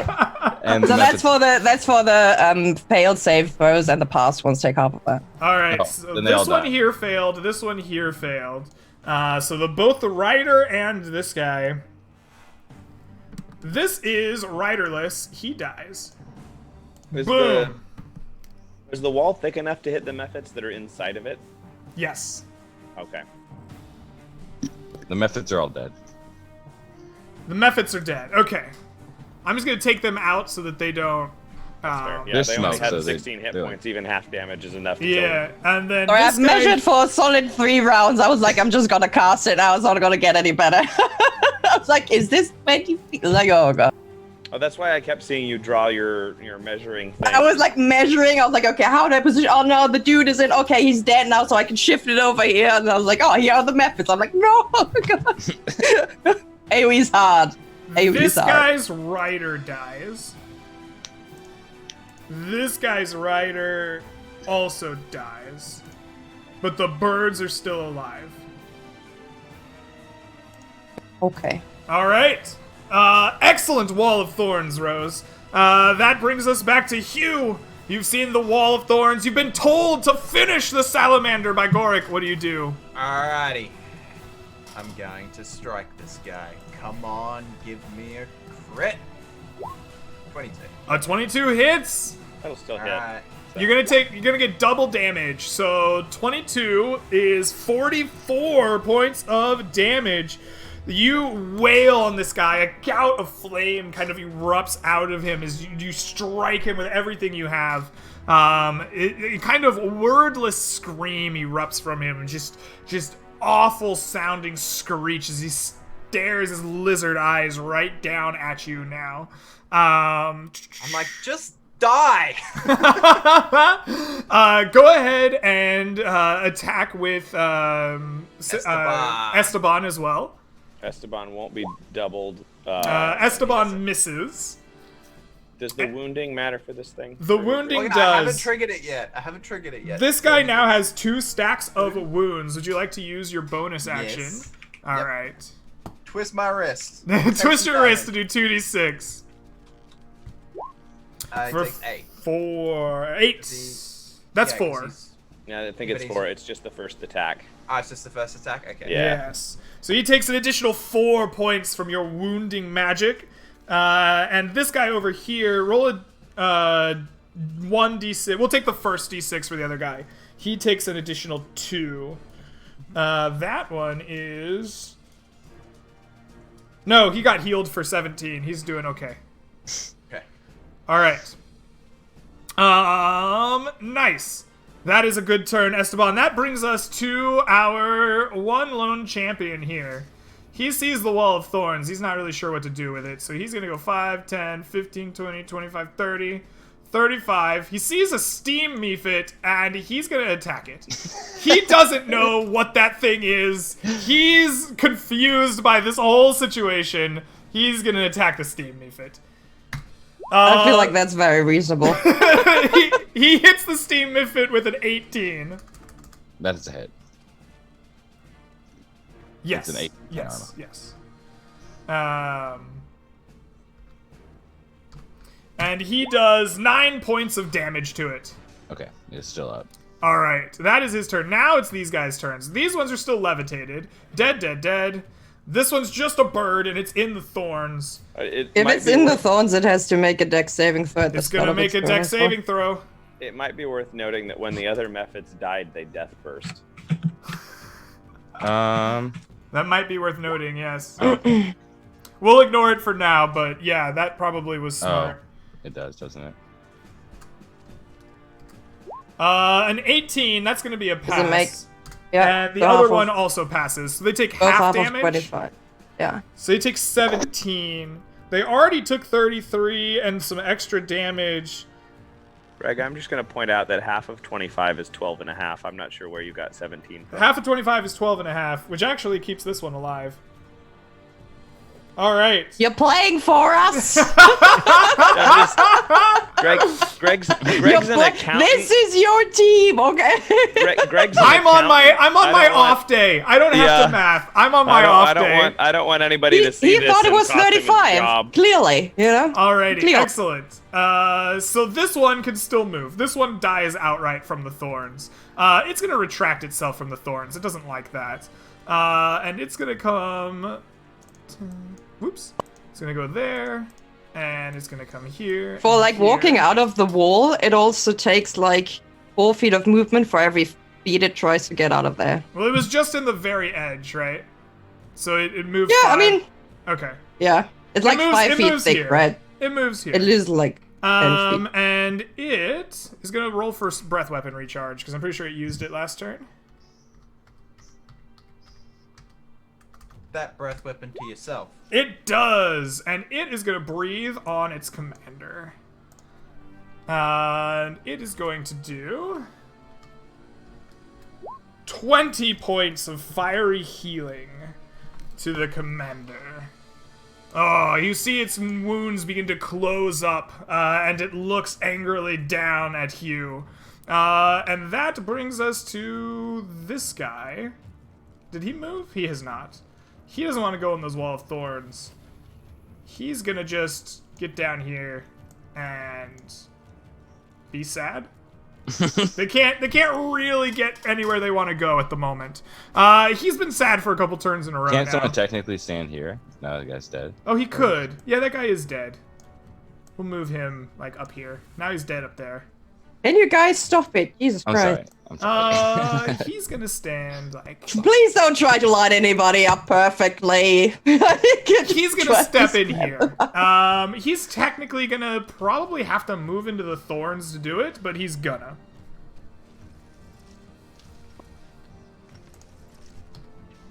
So let's get another dex save. Okay. That is a 1. Oh, fucking wrecked! 40 points of damage.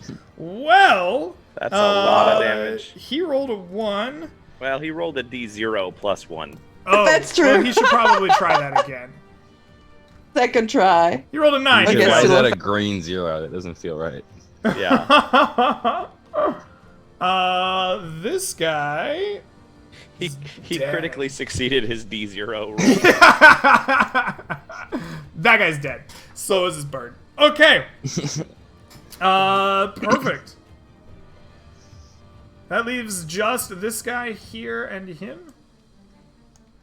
Yes. And the guy levitating. The guy levitating's screwed. He's levitated until you let him down or something happens. The Mephits should all just fly up and start tearing him to pieces. The Mephits can't actually do any damage. The Mephits also can't really take any damage because they're immune to fire damage. This one here is So going nice. to... They can create walls that deny access to the casters. He's gonna swing down on Rose here with Oh, a 12 That's and nice. a 19. That's a hit. Alrighty, he's gonna hit you for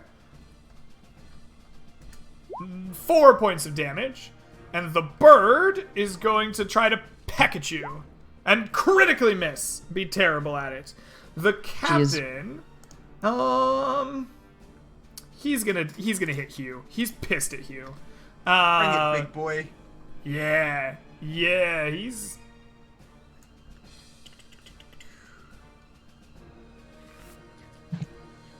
Greg, is the captain actually a large creature? He's bigger. He's not a large creature, but he's bigger than the other ones, so I made him a little bit bigger. That misses. That misses you with your new fancy armor, and he just misses. All right, that's their It's a turn. good fucking purchase. That's what that is. Yeah, and you were salty about it too. Yeah, Gorik. everybody was like, "You should buy armor for the party." I was like, "But I'm being the tank. I'm buying myself armor." Gorik, it's your turn. What do you do? What spells does the Philosopher's Stone have stored in it? It lets me cast certain spells, doesn't They're it? all in Discord. Yeah. Let's see here. Oh, that's right. You sent me them on Discord. I was thinking you sent them in Zoom, and I couldn't see them anymore, but they're all in here. Donuts talk about other things. My disguise check. I'll get there. Give me a second. Firestorm. I don't feel like that's going to help us much. Liz, no. Uh, Don't. I need to put this in a different place. You guys chat so much in Discord. Well, you send it to me privately. It's in our. It's I in our did. private Yep, you're right. I did send it privately as well. It's the first thing here. Yeah. Ice Storm instead? Like, that would be Right. more handy. Yeah, Ice Storm isn't in there.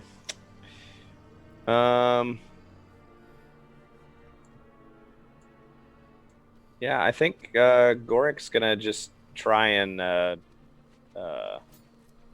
Two more heals. just healed that thing for like 20 points of damage, which was pretty obnoxious. Yup.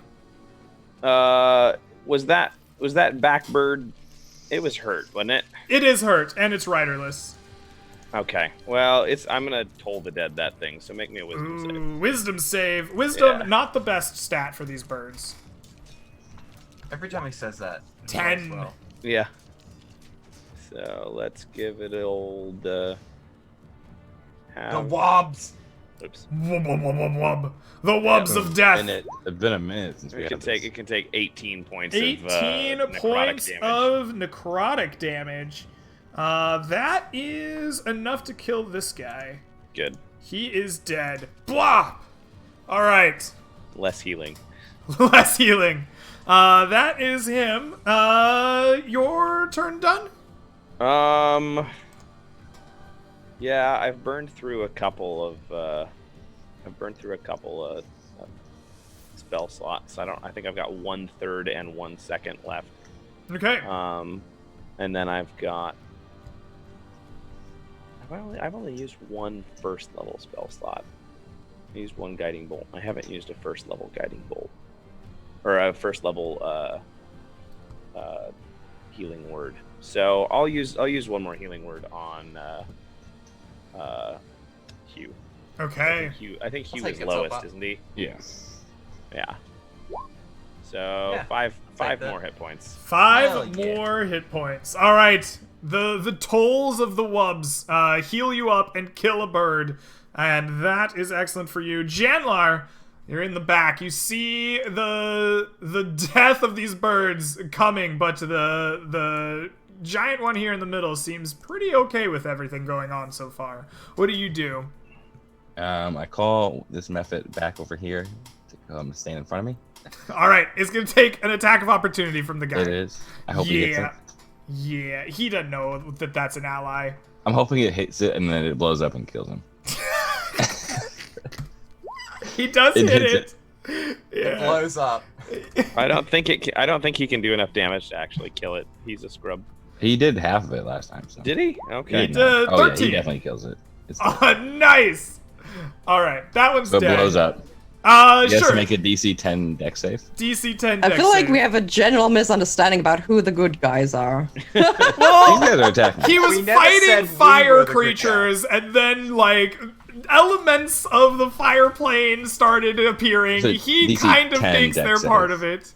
Not a rolled d10. Oh, my bad. I heard 10. It's just in my brain. So he passes. You should have taken the 4, man. Does he take damage on a pass? No. Or... Not with No. a Mephit, no. Okay. All right. Okay. Now what else? And then I cast a ray of frost on this guy. Okay. I like it. Please roll to hit. An 18 hits. Cold damage. For He 7 takes cold 7 points of damage. All right. Mephits, they got 4 of them. Are they attacking? damage. No, I'm gonna tell them to use blur, Ooh, okay.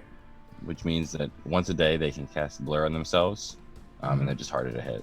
Nice. All right. They become defensive. Everything around they become all steamy and blurry, and everything around this bird-like creature just become harder to hit. Excellent. That is your turn, Rose. It's just you and these 2 last creatures. What do you do? Fighting in a sauna. Fighting in a sauna. Yes, it's Very a very exfoliating. steamy around you. Yeah, I don't like this very much. I It's think steamy, I'd it's warm water. too hot, No. too hot water.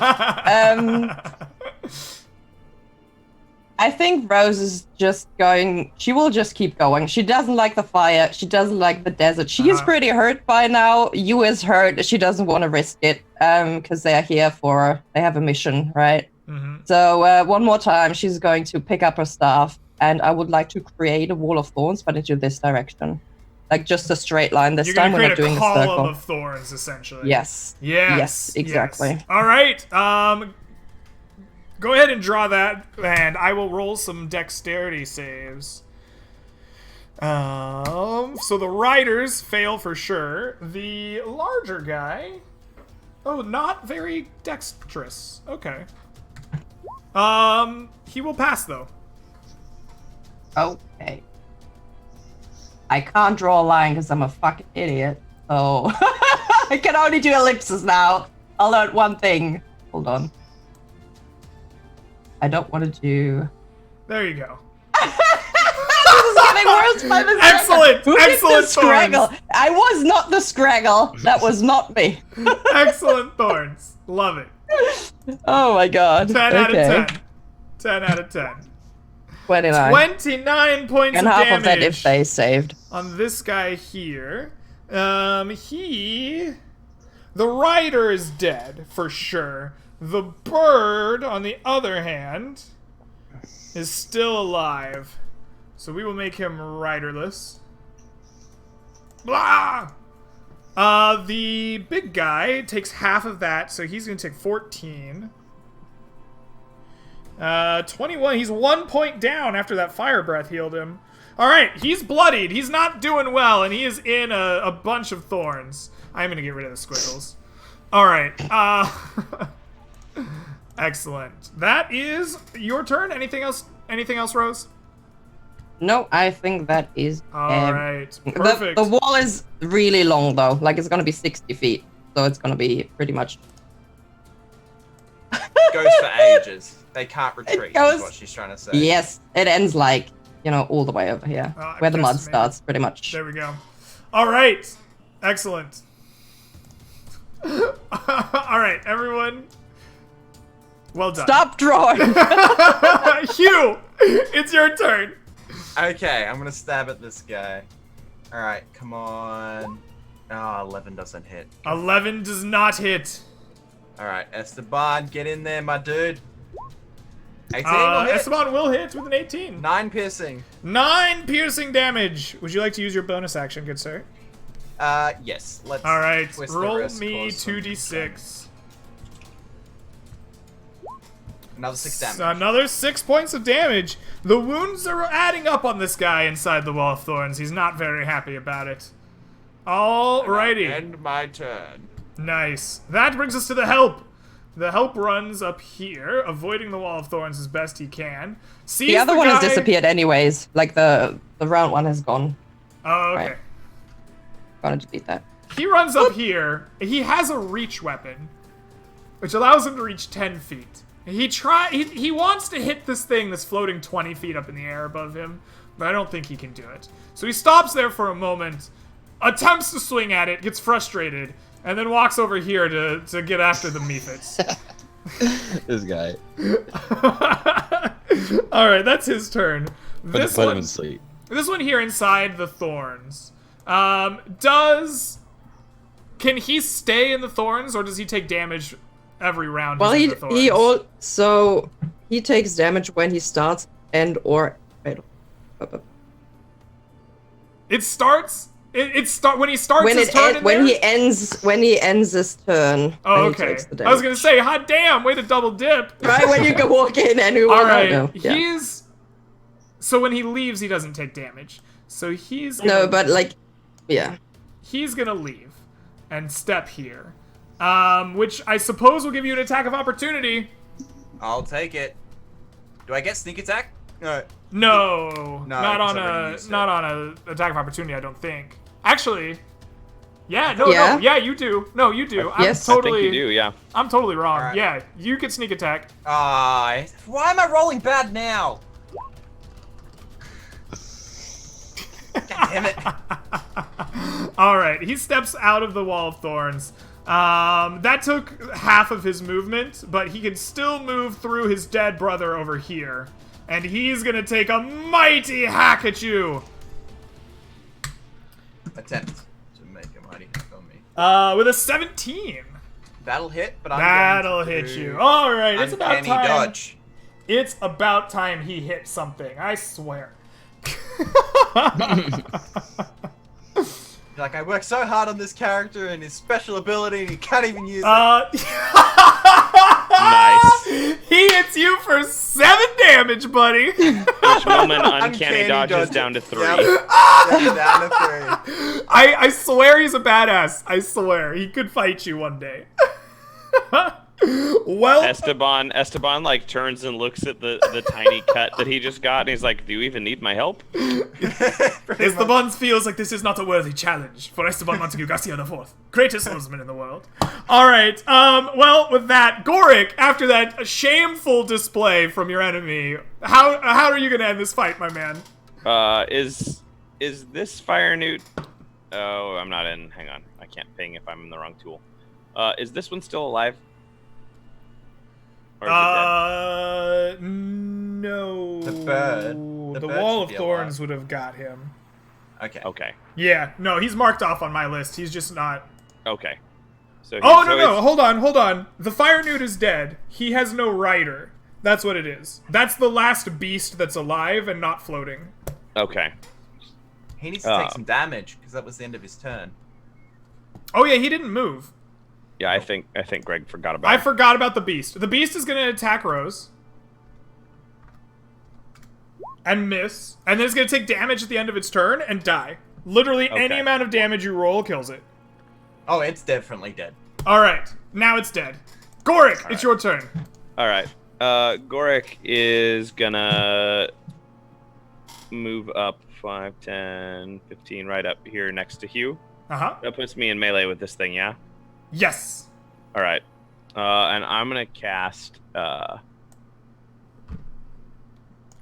my last 3rd level spell, if I can find it. Guys, we've cycled through our combat music twice now. Nice. It's been a long fight. I'm so proud. This is one of those fights where Greg Oh, I says, know I why. thought this would go much faster. It's not on my thing here because it's my domain spell, not a regular cleric spell. So I'm going to cast Vampiric Touch. Ooh, okay. That's a wisdom save. No, constitution No, save. it's an attack roll. Oh, is it? Okay. Yeah, it's an attack roll. Please roll to So- hit. Gorik's gonna reach out with his own personal Jesus and touch this thing. And touch Faith. Yep. All right. Please reach out and touch Faith. Let's see here. Let me find a. I'm playing one-handed, so I'm just going to scroll back through my chat commands till I find a spell casting mod. 13's probably not gonna do it. 13 does not do it. No. You reach out, but his like fiery flesh is too hot. And you can't get your hand in and grab him. You have to recoil. I like shake my hand and like lick my finger and Yeah, it like smokes a little bit. Like Yeah. Yeah. All right. Janlar. There's one last fire salamander here. What do you do? Ray of Frost. Ray of Frost. A 14 misses him. No, it does not hit. Your Ray of Frost arcs out. Do the Mephits you summoned continue to blur? They can only do it once per time. Uh-huh. So, I think blur lasts for a while though, isn't it? a minute. So yeah, they're blurring. I Still. just like Janlar sitting in the back, like, just blur. Come I on, want Mephits, to attack blur. and heal things, so it's like just be blurry. All right, excellent. Rose, the sauna continues around you. Your wall of thorns has slain many a creature. There's only one left. What do you do? Oh boy. He does look pretty bad though, doesn't he? He looks rough. Yeah, he's really low. Despite the 20 points of healing he got, he's looking rough. I really want to see another 4d4 minus 4d4. And this one, wait, this one is dead, yeah? This guy's floating. He's Oh, been he's the I levitated. keep forgetting. Yeah. Sorry, I keep forgetting about the levitation. Make sure you don't stand underneath him when that spell ends. That's gonna be I rough. hope that's exactly what the dude with the spear does. Like the fight ends and we're victorious and stuff, and then like all of a sudden this fire newt and mount just fall out of the sky and crush the last defender to death. Okay, so with I feel like that's the long-term plan. With a slightly Nice. charred hand, I'm gonna pick up Samba from the ground. Right. Right. And I'm gonna move forward and face this goddamn fiery. Why'd you drop me fiery- in the sand for? I like the fact that the mace acts like he's coughing. Yep. The mace I'm with gonna- no lungs. Or a mouth. Or a mouth, yeah. Gonna walk over here and try to take a swing Alright. at the fire creature that I do despise very much. Well, that is a Sandbar's not a wooden mace, right? No. Okay. I'm a mighty metal mace. Yeah, well, I was gonna say because 26. if you were wood, she could cast Shillelagh on you and just be ridiculous. 26 hits. Shockingly, I know. 14 max 14 damage. Points of damage. Is there any reason you would have 1 or 2 more points of damage? No, because that's what I'm gonna do next turn. It's your own kill, Killmonger. All right, Hugh. It's you then. Are you gonna cast the finishing blow on this guy? If Let's you don't find kill him out. and he spits on me, I'm gonna be upset. Don't he worry, I get doesn't- 2 attacks. Our whole party is like on top of him, so Yeah. we better kill him now. Okay, I kill him. You do. Every one Just of you. Die! And I stab I was him gonna with say, my so gun. does he have a death blast too? Every one of you around him need to give me a DC 16 dexterity Oh, saving boy. throw. Oh boy. Oh, I failed. This is not good. We're gonna get toasted in a second. What was it? 17. Mm-hmm. Okay. Yeah. Let's do I it. gotta open my character sheet. 1 second.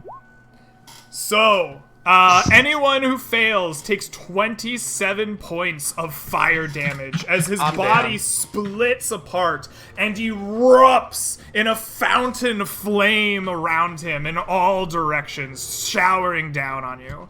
A successful save will give you half that amount of damage. Does it hit Greg, me? I'm just gonna roll a d20 because I can't far is open it? my sheet. Sounds good. You I fail. How much is it? 27? 27 points of damage. Yeah. I am unconscious. Okay. Greg, does it hit me over where I'm at? No, just the ones around him in the immediate vicinity. You are good. Does it hit the Janlar. methods? I guess it wouldn't damage the methods. It doesn't damage the methods. They're immune to fire damage. Perfect. Actually, hold on. How close is this guy? He is safe. This guy's... We're gonna make a save for the guy that's floating in the air. He's 30 feet up off the ground. Oh, did you give him even higher? Or I he's thought he 20 was only feet up. 20. No, 20 feet up. You're right, 20 feet up. He's good. He's in the blast range. He's in the blast range. That's Oh. gonna heal them then, right? Oh, it would. That's really disappointing. I wanted it to kill him. It's He okay. we're gonna passes. kill him. He heals some damage, actually. Alright. Excellent. So you guys are down. Who's down? Just All Rose? 3 of us. No, all I think all three of you are us. down. Wait, all 3 of you are down? Are you kidding me right now? Nope. Okay. I'm gonna commit some medicine. Actually, yeah, I guess we're staying in combat order then. Can your Yeah. methods Yeah. make some medicine checks? No, but Chandler, we need to mighty, find out powerful if you wizard, guys pull can. through after that. Chandler he's- is gonna sprint Do I over make to a Rose death first. save at the end of my turn? So that was Hugh. Hugh, you make a death save at the beginning of your next turn. You're just down. Well, I'll hold that one. 'cause Yeah, I- so the help comes next. There's still methods. He wants to fight the methods. He's gonna kill the methods. They're gonna blow up and kill us. Can somebody yell at this Actually, man? I better think question talking is is a free what's- action. What's the radius on the Mephit's death blast? Is it 5 feet? I think it's 10 feet. Okay, so if he kills it, we might take damage lying here on the ground. That's what I'm saying. You might. Yeah. He no, does it's only 12 5 points feet. of damage to this method right here. It's still alive and it's only 5 feet. Janlar, can you unsummon Wait, the aren't they Mephit? still Yes, blurred I'm- though? Yes. Technically, they're blurred, harder to hit. It Oh, doesn't they're really blurred. matter. What's their AC? He's not gonna hit them. I'm gonna get rid of them right now. Okay. All right, that's his turn. This thing up here is healed, but now still levitated. So that brings us to Goric. Please make a death saving throw. Yep. I make a death save. Oh no, it's just a d20. Yep. 13. 13. That's one pass, Goric. Yep. Alrighty. Janlar, you desummon some Mephits. They, curiously enough, just suck back into the wand. They don't just disappear. Like, your wand is, like, as you speak the command word, acts like a vacuum almost. That's kind of what I imagined it. Yeah, and they just suck back. It's like a Ghostbusters trap. I was about Yes! to make that joke. Who are you gonna call? Like a Ghostbusters trap. They just zoom back into your conjuring wand. I'm gonna run up to us. Yeah. Okay. Please make a medicine check. Medicine? I think I have a -1 on medicine. Yeah. Yeah. Do you have any There's no. healing potions, Janlar? No. That is a failed medicine check. Rose, you are still bleeding out, and it is in fact your turn. Rose, please make me a death saving throw. That is Fail. one failure for Rose. That brings us to Hugh. Please make a rolled death one saving already. Do you throw. want me to make another one? Alright. Ah, all good. 18. That is a Nice. success. All right. Take those. That brings us to the help. This guy here is gonna call out to the camp. They're all dead! We got them! We got some down folks over here. Bring some medicine. And then he's gonna run up to... He sees you working on her, on Rose, so he's gonna run over to Hugh and attempt to commit some medicine himself. What's his? Oh shit, he's got -2 on this.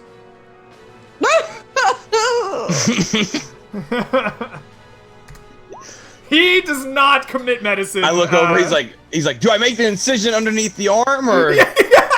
He's like, where do I cut? All right, so you are not stabilized. That brings us to Goric. I'm gonna need a death saving throw. Another pass for Goric. That is a second pass for Goric. Excellent. Janlar. That is an 11. Is that a successful? I don't even know. Yes, what my it goal is. Yes, it That's is. a It's you have to success. have a 10 or better. Yeah. So, Rose, you are Oh. stable. I was you'll nervous regain for a second. consciousness in 1d4 hours Right. with 1 hit point. Hugh, it is your turn. Please give me a death save. That was my roll, don't be worried. That was just Okay. me. That is one failure for Hugh. The help, the medicine cannot get to you in time. They need a round to get it out, and then they need at least a round to get to you. Who's the closest one?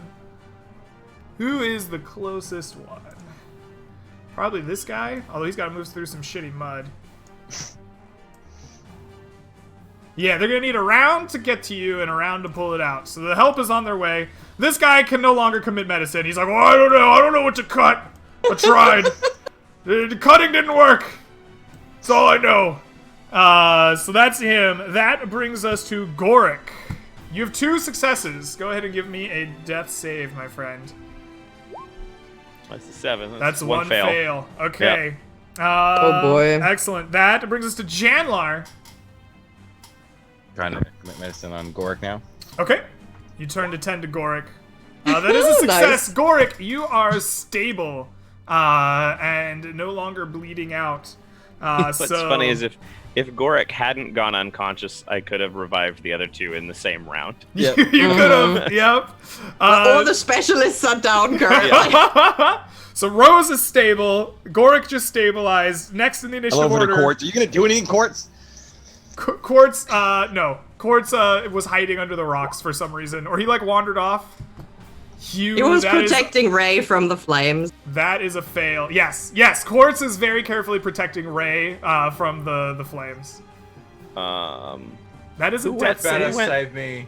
You Who better went save first me, in the Janlar. initiative? Rose. I'm gonna try it. Rose. Rose did? She's stable and unconscious. Right. And I'm gonna try to save. Janlar just went. He stabilized you. That was the end of the last round. Rose is was- the beginning of the round.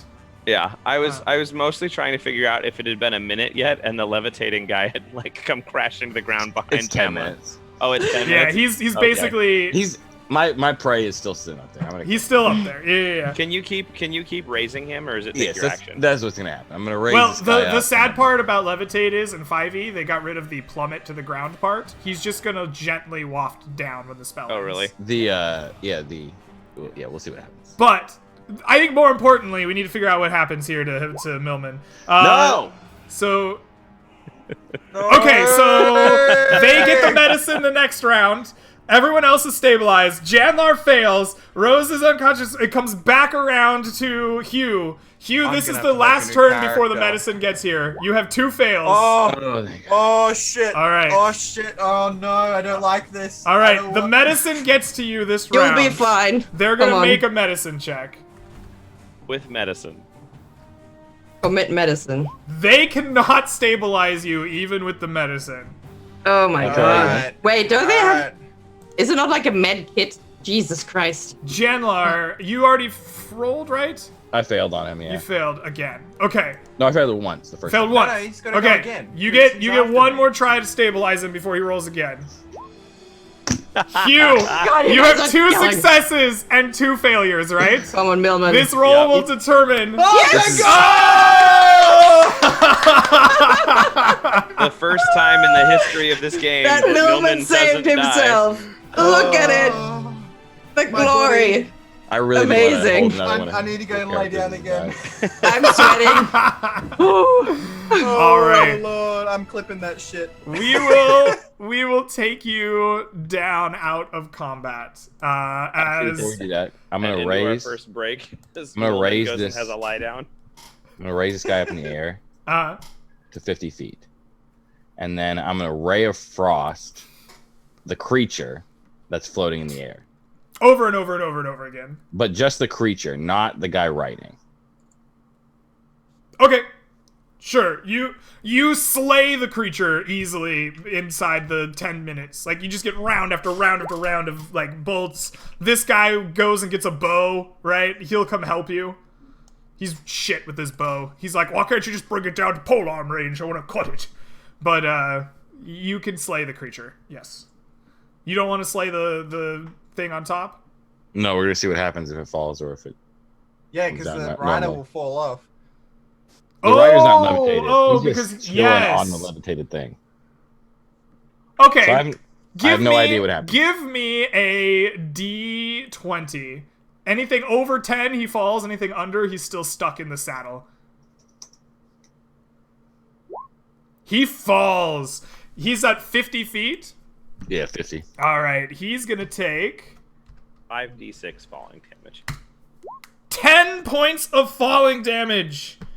All right. And they kill us.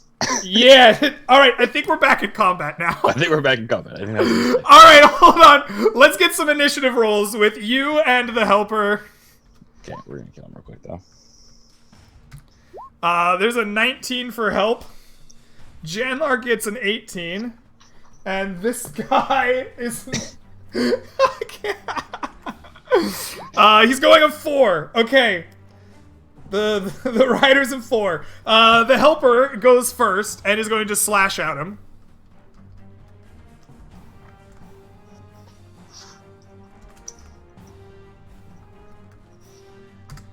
With a 21. The fire newt dies, Tooties? it death bursts, and makes us all start taking death saves again. The fire newt doesn't death burst. It'd be pretty funny. It would be really funny. 2d6 plus 2. He does 6 points of damage to this guy. Who was healed by the fire. And yeah, okay. So there we go. Janlar, it's your turn. What do you do? I'm gonna dagger this guy. Alright. The stab wizard returns. A 13 misses this guy. He's in pretty Does. good armor. Okay. Alright. Now it's his turn. And this guy, now that he's on the ground, What does arms crossed lady think of this whole fiasco that's happening right now? she's still got her arms crossed. You can't look at her because you're unconscious. But if you could, like spiritually, she's just arms crossed. Just I as a viewer of the slowly show want to shaking know her what's- head, just in disgust watching this whole display go down. All right. This guy is going to... You guys were smart. I'm going to say you guys were smart, and you're, like, pinstering this guy, because you know that he can breathe some fire. But the best thing he can do, actually, is to breathe fire the most damage. And kill me. He considers breathing fire at you guys. Is that fair? It kills us all. I would not have been standing here. I was definitely not staying there. Place yourself where you want to stand. This is where he fell from. I had to be like right underneath them in order to shoot him at like 10 feet. Okay, so you're gonna stand there. I moved him up to 50 feet because like that's the range of my spell is 60 feet. Okay. So like. All right, he's gonna breathe fire on you then. Okay. Please make a dexterity saving throw for me. His DC is only 11.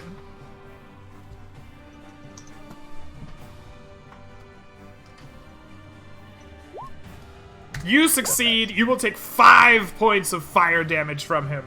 Okay. Alright, this dude is going to attack him. For 17, it'll hit. For 10 more points of damage. Janlar, your turn. What do you do? Continue to stab him. That'll actually hit. The stab wizard, the best kind. For 4 more points, you're just slowly whittling this guy down. All right, he gets his scimitar out, and he will strike at you, Janlar, with a 21. It's a hit. And a 16. I would use my shield for the 16. Okay, so he'll miss with the 16. So he will do only a single 7 points of damage to you, and we're gonna roll for recharge on his breath weapon.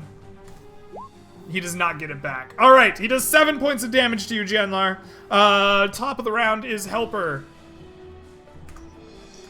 who misses. Janlar, what do you do? Well, we're starting to struggle, so I'm gonna go attack with Ray of. I don't even know if it's better. I'm gonna see. I guess I'm gonna keep attacking with. If you're in melee range, don't Ray of Frost him because you're getting disadvantage. Is disadvantage with 2d8 better than regular attacks? I'm gonna cast Ray of Frost. It's 2-on-1. If you can't beat this guy, I'm gonna laugh my ass off. It's not a good situation. 2d20. Oh my god. Plus 7. It's the worst of these two. So 14. A 14 will not hit him. Yikes. Yeah, these guys were wearing good armor. They're harder to hit than the birds.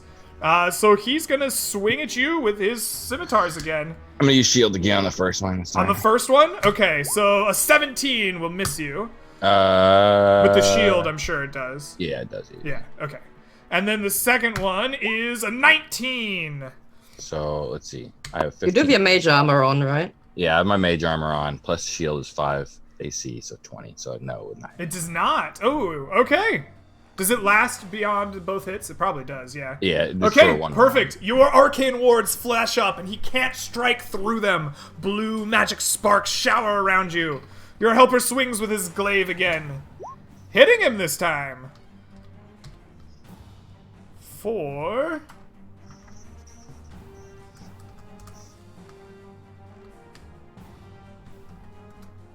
9 points of damage. All right. He's bloodied. He's getting down to half HP. Janlar, what do you do? Oh, I need to roll for recharge. Tell me what you do while I roll for recharge. He doesn't get it. I attack again with Ray of Frost. Okay. With a 19. 19 hits.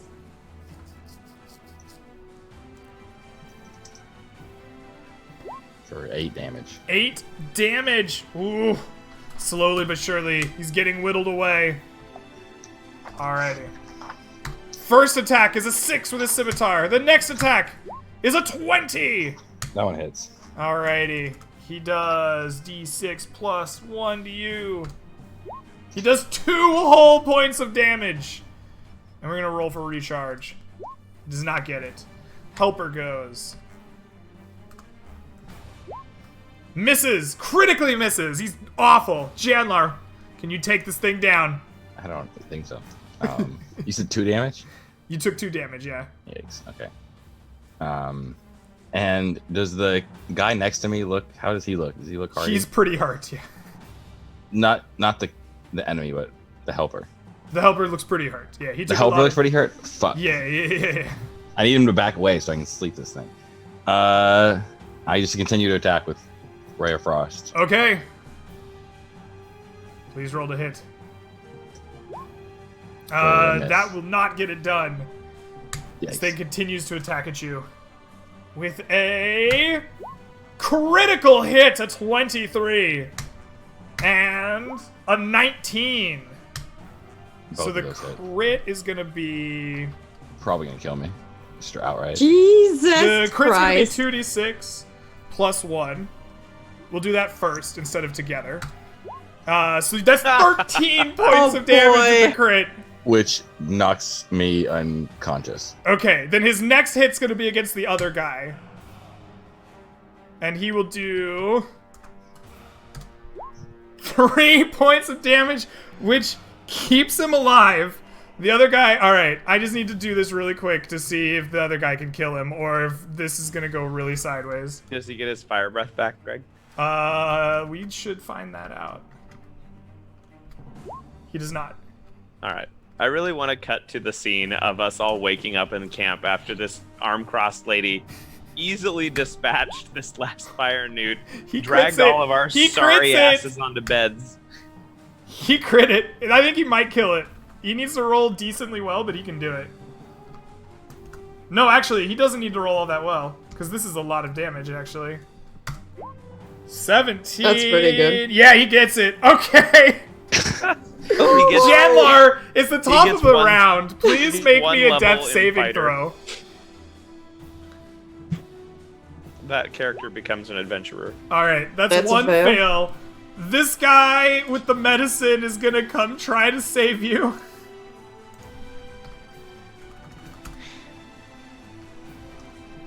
He succeeds! Every single one of you are down and unconscious. But For you honor and live. glory, look at us. Oh, Jesus. Let's go fight the Silver Lord. Look at us. Fucking hell. Jesus Christ. We're not right. killing anything. To be fair, it was how many of us are there? 4? And then there were 4 helpers, Yep. right? So it was No, it there was- were 1, 2, 3, 4. Yeah, there were 4. Yeah, so it was 8 on 13 when it started, and they had the ability to heal each other with their Yeah, fire. massive heals. Yeah, big heals and big damage to us with the cones. Like that was a demanding battle. It but was yes, indeed. we got wrecked. Alrighty. This is where we just I'm get just gonna killed lay here. and, like, So robbed. I would normally and that's take it. I would normally take a break here. We've been going for about 2 hours. But we're at 3:15. Do we have a hard out at 4 today, or do we want to try to tack on a little more because of the late start? I think I probably got to go. You have a hard out. So would you rather power through a little bit, or do you want to break and then come back for like 30 minutes? I mean, I don't know. What's everybody else thinking? I'm good. We can keep going. All right. Excellent. So, you guys wake up some hours later. After Rose and Goric both wake up after 1 hour, and Goric can healing word Okay. the other 2. After an hour, Goric, you and Rose wake up inside this little tent, or inside this little camp. There are some small helpers looking after you, making sure that that everything works out okay. After seeing that you get up and then you cast some healing magic on your allies, the helper runs out and calls out for Matilda! Matilda, they're awake! Greg, Yes. it probably Can I- won't matter, but I've just accidentally deleted Goric's token. You can drag him back from your character sheet if you want, or I guess Yeah. I can. Question: can we get a roll for There you go. hotness on Matilda? A roll for hotness on Matilda? Hell yeah. Okay, sure. Matilda. I'm waiting for him to get an 18 and be like, damn! Desert goddess right here. Oh, shit! Oh, that should be a 3d6. I'm sorry. That's still really high. Yes! I misclicked on my 6. An 11. I'll take the first roll. She's a 21 that's the story I'm hotness going with. to Hugh. Yep. Matilda strides forward after you guys get healed up and is a incredibly large woman. In fact, she stood about as tall as that salamander does. She has long, wild black hair that hangs back along with kind of like a flowing cloak. Her arms are heavy and muscular. She wears bands of iron around her wrist and big, heavy boots as well. And she kind of stares at you all and says, huh. Thank you for the help. It was great assistance to my mercenaries. Seems they weren't worth the coin I was to pay them. To what do I owe the favor? You were the first people we found in this place. Goric like licks his fingers and reaches up and just extinguishes his burning mustache. I'm sorry we didn't take care of that for you. Your mustache was very flammable. We couldn't put it out. For an hour. For an hour. We would, but the fire is so rare right now, we weren't sure if we could afford... Oh my god. She kind of eyes you back and forth and says, well, the silent types, I can respect that out here in the desert. We're caravans, of course. Sometimes you must make it across. This is a common stop. There's a spring back here, hidden behind the rocks for water. Those tribalistic creatures like to attack us at times. Seems I'm gonna have to have a word with Plainsview about the help they are acquiring. Seems quite lacking these days. I hate to have to get my own hands dirty. So, a reward's in order, yes? Yes? What would you like? I have coin to spare, I have some goods. Coin it is, then. After a pregnant pause, she just wanders over to one of her previously on fire wagons that were being used as kind of a barricade. She sifts through and finds a large kind of heavy sack, which she pulls out. From it, she produces 10 about small palm-sized diamonds. I guess that would be large in terms of diamond culture, but they fit in your palm and are nicely cut. And hands 2 to each of you and says, here, payment for mercenary work well done. Should you wish to have some more, I would be happy to employ you to get us back to Plainsview. We're heading into the desert. We need to find, what is the place called? It is called, oh, fuck. We're finding a tower in the middle of the desert.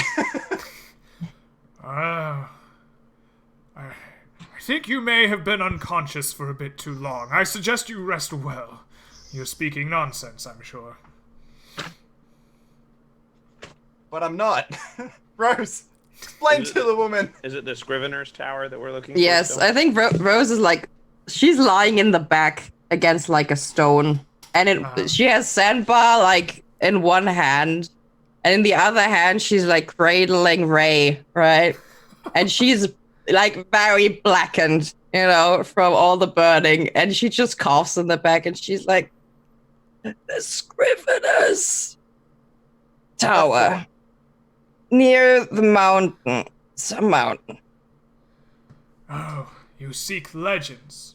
I like the idea that she just goes, oh, you're going the wrong way. You shouldn't be over here. It's actually the other direction entirely. Yeah. You've been lost in the desert for many days. No. She just kind of nods. Oh, you seek legends. All right. Well, I wish you good luck. We make for the opposite direction of you. I have yet to meet anyone who has actually found the tower. but good luck. If you have the opportunity, I did miss some cattle. Seems to have been stolen in the night.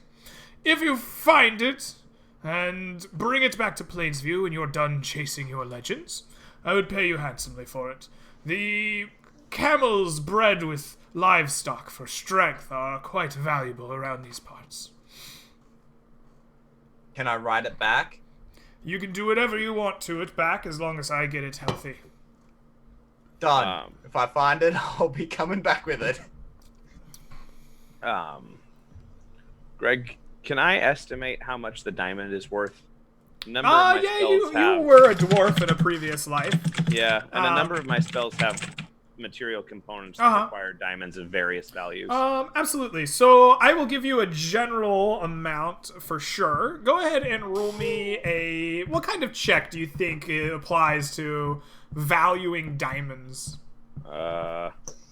Intelligence something. Maybe wisdom something. Insight? Insight of I'll diamonds? allow it. Yeah, that's fair. That's piecing together clues to find some, like, further evidence, right? Yeah, I'll give you insight. I appraise this diamond's motives. You appraise this 26. diamond. This is a very finely cut diamond. Its motives are multifaceted.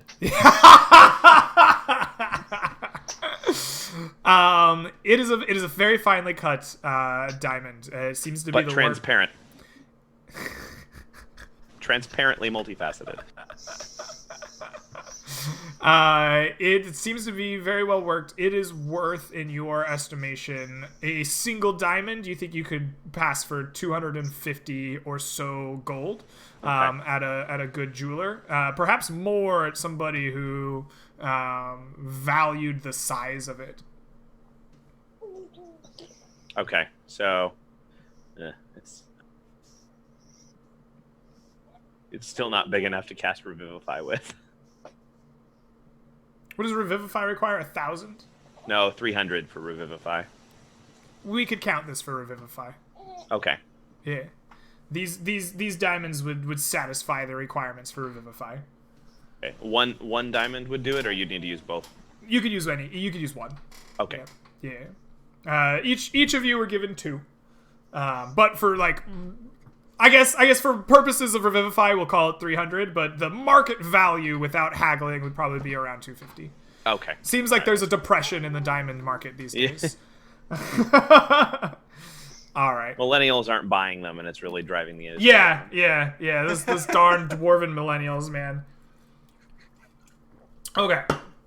With that, before she leaves, she said she had goods, right? Mm-hmm. Right. It's come to my attention that our party seems rather shy on healing potions. Is that a good that you sell? She nods her head. I've happened upon a few in my travels. They're some of my more expensive product. I think it might be wise for us to purchase some.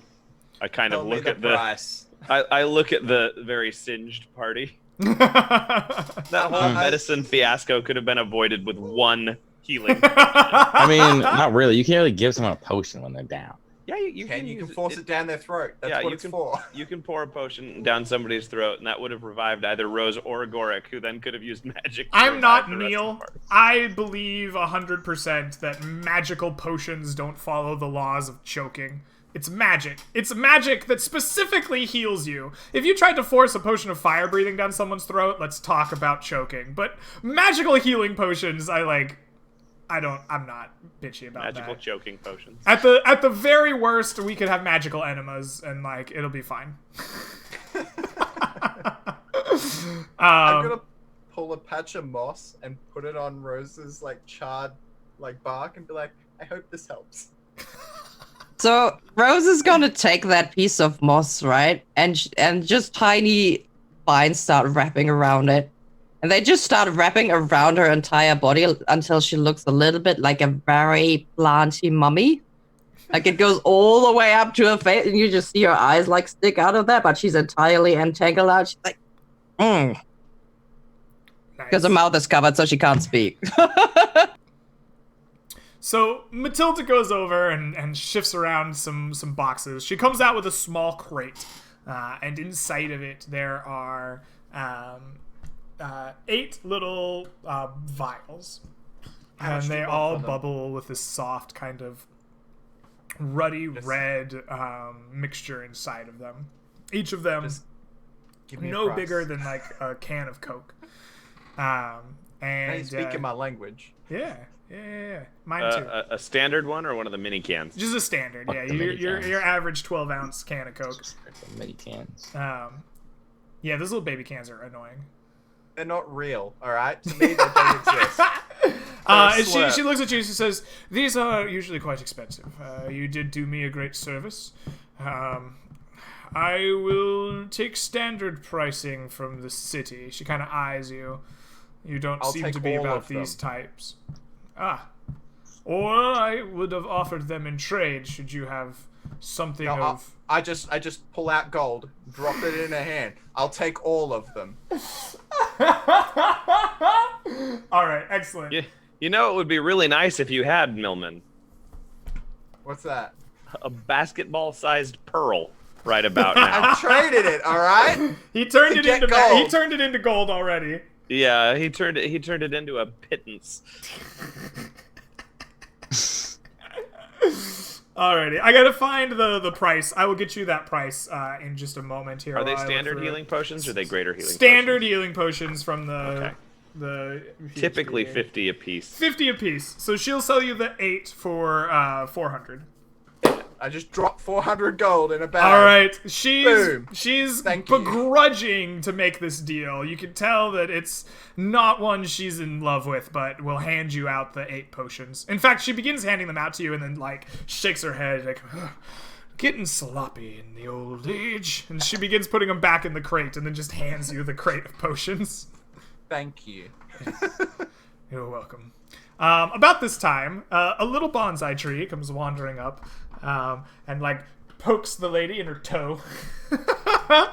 She looks down like, "Is this one of yours?" And about that time it goes, "Hello, hi, I'm Ray. We were wondering if we could have your medicine. A bag of medicine, please, for the lady." And she looks over at the like mossy mummy in the corner. Goes, "I believe you've earned at least that much from my service." She kind of snaps her fingers at one of the laborers, and they come running over with a medical kit. So, tend to the lady over there. They nod their head. One other thing. You said that if we wished to earn more of these diamonds, we could accompany you. Yes. Would it be possible for me to buy another? You wish to buy the diamonds? I'd like to buy one, yes. Yes, of course. She looks at him. "I'm not a diamond appraiser. I think the one I had died." She starts looking at the bodies. Yep, he's dead. Can I have to get a new one? What's a fair price? Agoric will probably say 250 is a fair price. If that's what you said. He was pretty sure the going rate for them would be without haggling. She nods her head. She says, "All right. Seems like a reasonable trade to me. I will take 250 gold." All right. She begins to hand you the diamond and then kind of looks at you. She says, "Do not cheat me. If I find you have, I don't know how, but I am sure that there will be consequences." And then she just hands you the diamond and takes 250 gold from you in return. I will let the party know that it's possible that should someone fall in combat using one of these diamonds, I would be able to bring them back. Thank you. I do not want to die. I'll tell you. I'll look at you and like the look that crosses my face says, "You can't be trusted with valuable stones," and I say, "Just see to it that if you ever sell this diamond, you are aware of the fact that it could be used to restore your soul to your body. You know what, Garrett? Make sure you get a fair price for it. Take mine. Hold on to them. If you sell them and I die, I swear to God, I'll haunt you beyond your grave." You can have my 2. I don't need them. Okay. All right. All right. Are you resting here for the rest of the day, or are you moving on? She looks around. You don't look in any shape to travel and protect us. No, we're asking. Should those we're things asking come you. back, I think I'm gonna pick up and make my way across the desert. At least when we're moving, we have a better chance of running away than if more of those things come back and decide to finish the job. Very well. I'm going to be laying here in the shade. Good luck. I'm going to use my last 2nd level spell slot to cast Prayer of Healing on the party when she leaves. Okay. Are we gonna take a short rest here? You could definitely take a short rest. It takes them some time to get their carts and everything ready. They harness up their camel like livestock hybrid creatures. They've put out the fires. They begin trying to salvage what they can from the destroyed wagon. And packing up the tents and the camps. You notice that here there's about, I don't know, 10 or so laborers left, along with the kind of mighty Matilda in the center. She seems quite strong as she's running around here, lifting up the wagons and hoisting boxes and everything left, right, and center. She seems more than capable than the rest of the adventurers. But as they're doing that, you can definitely use that time to take a short rest, eat some small rations, drink from your cool water. My Prayer of Healing will restore 14 hit points to everybody. All right. She doesn't have any people who got hurt and didn't die, right? Or that one guy. Everybody's dead except for the one helper. That one helper gets 14 hit points back.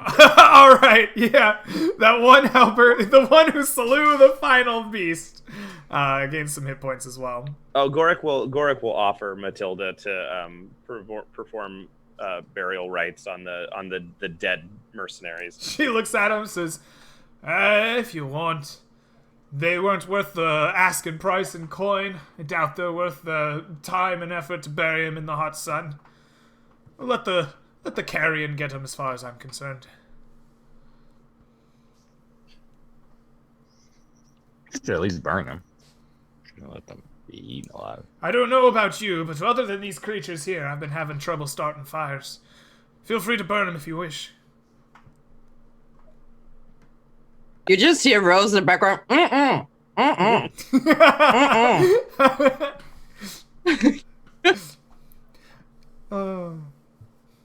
Mm, All right. nah.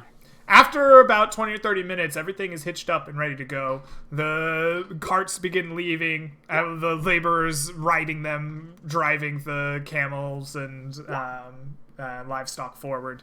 Matilda just kind of strides along next to them, still arms folded in front of her, looking dour as she goes, bidding you good luck on your journey through the desert to find myths and legends and mysteries. I'll see you in a couple weeks, hopefully. She just snorts as she walks away. God, she's a hot bitch. Just say under my breath as I go and lay down again. All right. So, you've taken a short rest. You've been paid for your troubles with the caravan. What's the plan here? It's still about noontime, a little bit past. This was a long fight, and you did have to rest an hour afterwards to wake back up from unconsciousness. I think Chandler is happy to wait here for the day. How you doing, Rose? And I'm like moving her mosses to look at her face. You doing all right there? Rose still looks pretty bad. Like, she might recover the HP, but she's still entirely covered up trying to restore herself from that really bad burn she got. I think we can take a break and I'll water Rose a bit for today. You can like take a scoop and just like pour water on Rose's vine. Yep, she closes her eyes. Shit. All right. So you spend the rest of the hot day watering Rose, trying to get her back to full functionality. And occasionally I'll water Ray. I'm like, come on, buddy, you can't dry out here too. All right. The shrubbery is very happy with you today. Yeah.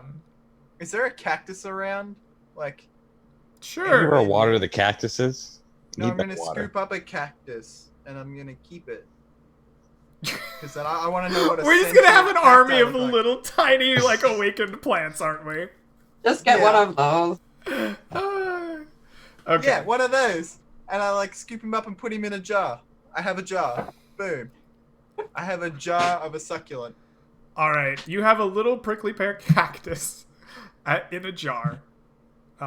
You take your time to do that. Put it on your character sheet in case you I'm ever doing need it it. right now. All right. You have to throw a cactus. So you are busy doing that. Janlar, what do you do during the rest of your day as your party decides to wait here in this dust bowl? Chandler probably complains about his injuries a lot, and I reach Kinda out and pour wallows. water on him too. yeah, he's sorry about that. Walks away from you, and just frustrated that he couldn't kill a fire newt. Surprised that it survived a 50-foot fall. I really thought I was gonna die. It didn't I roll was very hoping good to on that take damage. one of those beasts. The good thing is No. nobody can tease you about it because we were all unconscious. But I didn't get to play the hero, so I'm a little disappointed about it. Okay. While the day goes and you're brooding and contemplating, I'm brooding, I'm watering. well, you're I'm a watering, humble you're gardener. busy. Janlar's brooding. Chandler's brooding. Goric, what are you doing during the day as your party has decided to sit and rest in the dust bowl here after the caravan leaves? Where the fight was? Yep. Didn't the lady say that the creatures might return? Yep. I just like point at Rose, that is a mummy. I don't think we're going anywhere. I can still move my legs. Like I didn't, I wrapped them separately so I can still walk. That's fine.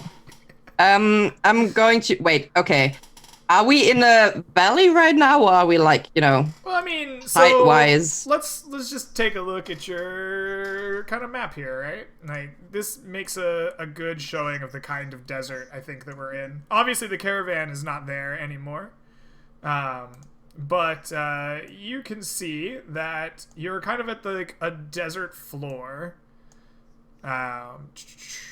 and the kind of dusty caravan like floor is sand and desert, and there's these kind of outcroppings of like hardened dirt and rock, right? And it forms this little insulation from wind and rain or whatever. You notice that behind one of the rocks there is a small spring that Matilda had mentioned back there. But this is essentially the way the desert looks, right?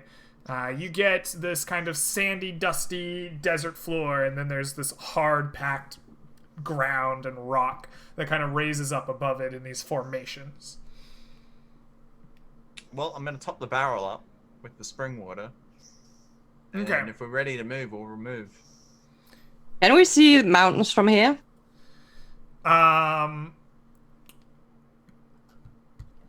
Yes and no. From this exact point, no, probably not. You're in this kind of depression, but if you were to climb up the rocky kind of hardened outcroppings, you can find less mountains and more just a place where the large, like, kind of spires of rock kind of come together deeper in the desert, and that kind of simulate the look of a mountain range. Okay, because they said that the tower I'm looking for is like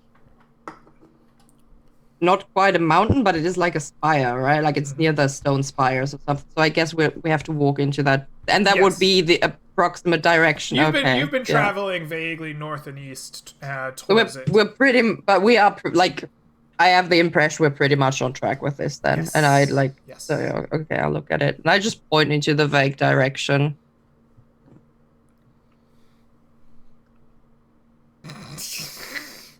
All right, let's go. So we're not resting here.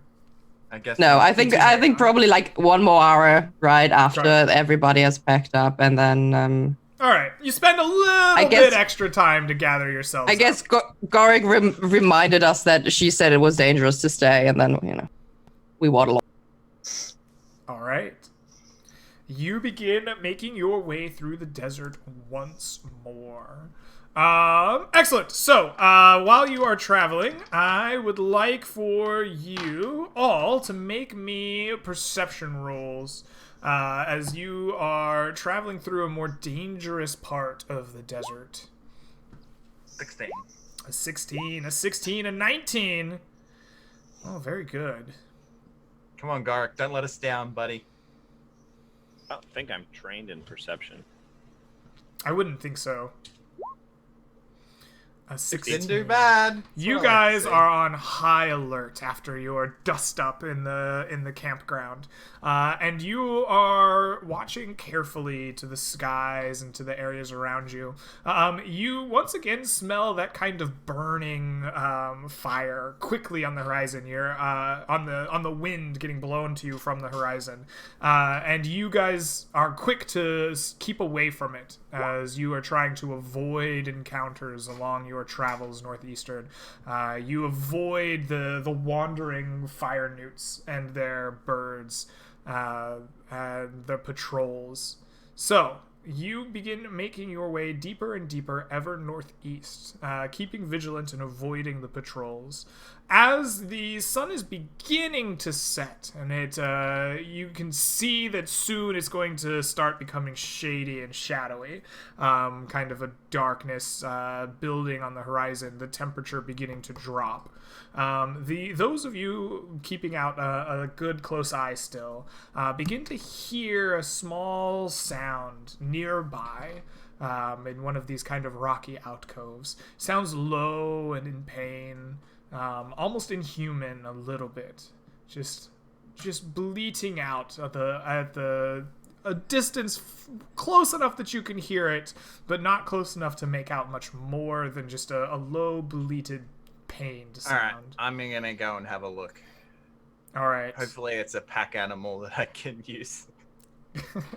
You're going to go alone. It sounds like you're sneaking out. Alrighty. I'll try to. Hold on. I'll try to consult Sambar real quick because he's from the grasslands and they have lots of animals. So maybe that's on something like close to something he knows. Mm-hmm. Okay, let me bring up Sambar's character sheet. All right. Do you want a nature check? Sure. Why not, Sambar? Oh, Sambar listens to the noise. 12. Sambar, you are an accomplished hunter in the grassland, and while this particular noise isn't entirely familiar to you, it does sound like a wounded creature. Right? This is something that you have heard before often when you have shot it with your mighty bow back in your hometown in the grasslands, and the sound that they make sometimes when their hooves are caught or trapped in a hunter's trap is very similar to this. It's kind of sad looking at Sambar's character sheet because he has 5 times the amount of health I do. 5 times. Sambar was a beast. You rolled a beast. He was. I did, and he died. Goddamn. All right, I'm gonna stealth up and have a gander. Okay. Oh. All right, I'm gonna see if I can save this. So yes, 15. Hugh Seafeather, please give me that stealth roll. A 15. Excellent.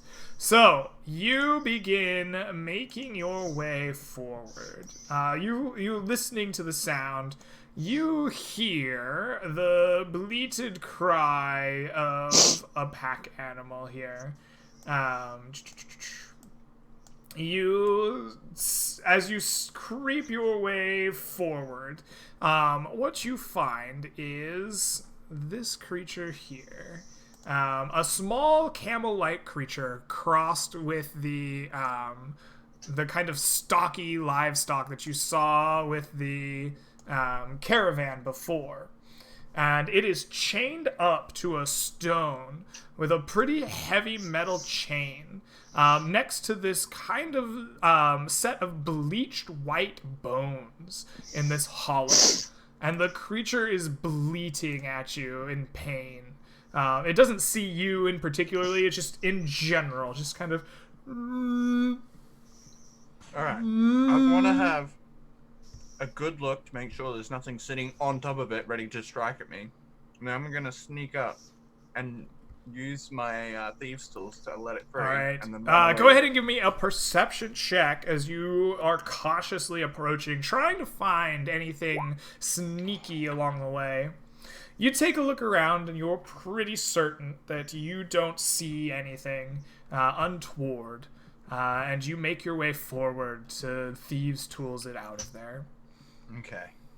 Are we actually on the map in that corner? No, I had you on the map because I thought you'd come as a party when I set this up, but he stealthed away some distance.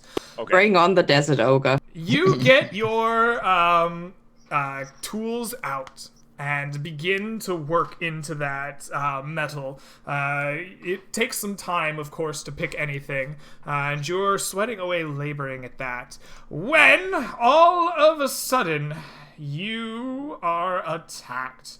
What looked to be a pile of rubble in these standing stones bursts forward as waiting and lying in ambush is a giant creature. He is the body of a scorpion with 6 legs around its thorax and 2 large kind of pincered claws out front. Its torso, however, is that of some kind of large man. It is terrifying and heavily armored. And it comes bursting out at you with a round of surprise. Comes scuttling up and is going to try to sting you with its large hooked stinger on the back of its tail. So, hold on. I need to grab this creature's stats really quick. Fuck my life. It will roll with advantage because you are surprised. Yes? Technically, you don't get the surprise advantage if you're surprised. You just get an extra round. But the advantage comes from it being hidden. If it was hidden. He was hidden. Yes. Yeah. He burst out of the rock hidden and gets him. He's an ambush specialist. Yep. Yes. Yep. No, that didn't work. But it is a 22 to hit you with his stinger, which I assume it will. Yeah. So I need you to make a DC 15 Constitution saving throw. Oh boy, that's gonna be nasty, boys. Oh shit. Oh, you do not succeed. So you will take 7 points of poison damage, and you are paralyzed for the next minute. If you fail the saving throw by 5 or more, you gain an additional 46 poison, which you did not save by 5 or more. You've lost by 4. Okay, so you are paralyzed. That is the top of that. That's the surprise round. I want you to roll initiative against him real quick to see if you're going to have a chance to save against paralyzation before he gets his turn. 8. You do not. On his turn, he takes his long spiked chain and he restrains you with it, wrapping you in the spiked chain. And then he begins dragging you with him off into the desert. It is your turn. Can you escape a grappled chain? I suppose you can. So, it's the end of your turn. He's going to move some distance. I need you to save DC 15 against your paralyzation. Yep. Okay. All right. You are unparalyzed at the end of that turn. He drags you another 80 feet away towards wherever home he's taking you to. Please give me... it's your turn. Are you going to try to escape the grapple? Yes. Can I use my fast hands? Uh-huh. To disarm the... Or open a lock. It's not a lock. It's not a thieves' tool. He has It's this just long wrap me. spiked chain that he's Alright, wrapped can I, around you and is Can I holding. wiggle free? Yes, you can attempt to escape the grapple from the large chain. Okay, Please what's the give DC? me a athletics or acrobatics saving throw, or skill check, excuse me. Okay, A 25. 25! That beats it. However, this spiked sawed chain rips into your flesh as you do so. And you manage to wriggle free. And you take an additional 7 points of Okay. slashing damage from the spiked chain. And with that, the creature turns around and sees you wriggling free and screams at you. And raises No, its fuck blade. Do we hear that scream? Yeah, I was gonna say. Yes, probably. Some, couple hundred feet away from where you all are. Gorik and Janlar and Rose are like sitting there playing cards while he was, and then we hear that, and then we're like, "That wasn't an animal." We should probably save you. Please save you. Alrighty. We will roll all of you into initiative.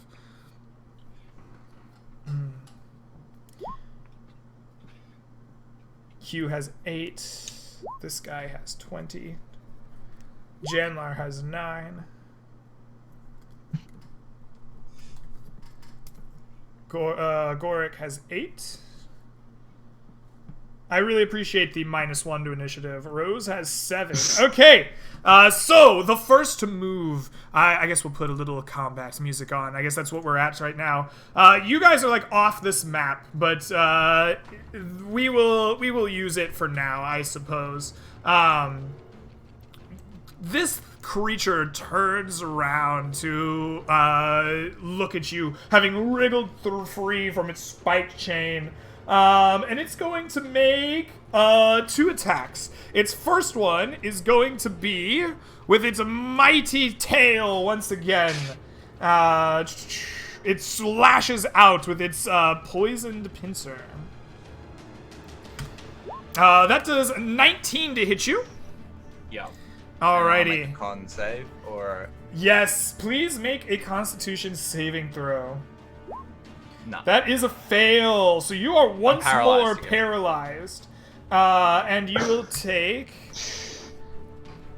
Can I uncanny dodge the attack, then get paralyzed? Yeah, that's fine. I thought he was only paralyzed if he failed it by 5 or more. He is paralyzed if he fails it, and if he fails by 5 or more, he takes an additional 46 poison. Ah, okay. Yeah. So you're going to take 4 points of damage. You did not fail by 5 or more. So you are once again paralyzed. This thing, though, is going to hit you with his sword. About no. And that is... You are paralyzed. That This is doesn't really matter. bad. Yeah, I think he gets advantage on that. I think it's an automatic crit if he's paralyzed. It is an automatic critical. It's an automatic crit if you're paralyzed. I think so. As long as it hits. As long as it hits. He gets advantage, right? Yeah. That's what Yeah, I'm thinking. advantage and then if Roll He two could ones, roll Greg. natural ones, yeah. Yeah, Alright. as long as the creature is within 5 feet. An 18, I think, will hit you, though. That'll hit me. Alright, you get an automatic...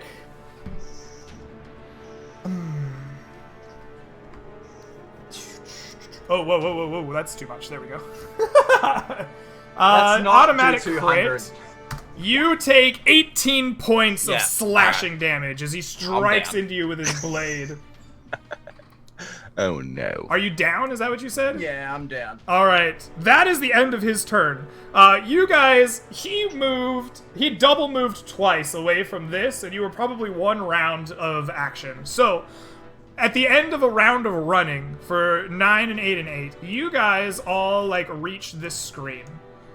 All right, you've all arrived. You see the camel hybrid chained to the rocks. And these white bleached bones sitting here in the desert. You see the drag marks of Hugh of something as it's been dragged along the desert in the southerly direction. That is still 160 feet away from you guys at this point. Can you see 160 feet through the desert?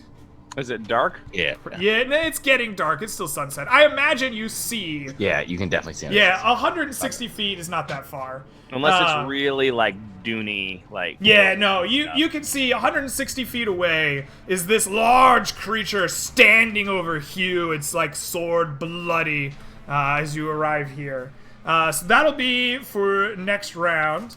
That brings us to the top of the round. It will use its action to once more wrap Hugh up in its spiked chain and begins getting you once more grappled and restrained. And it turns to start dragging you around, moving 40 more feet instead of its full double move. And that is 200 feet max away from you.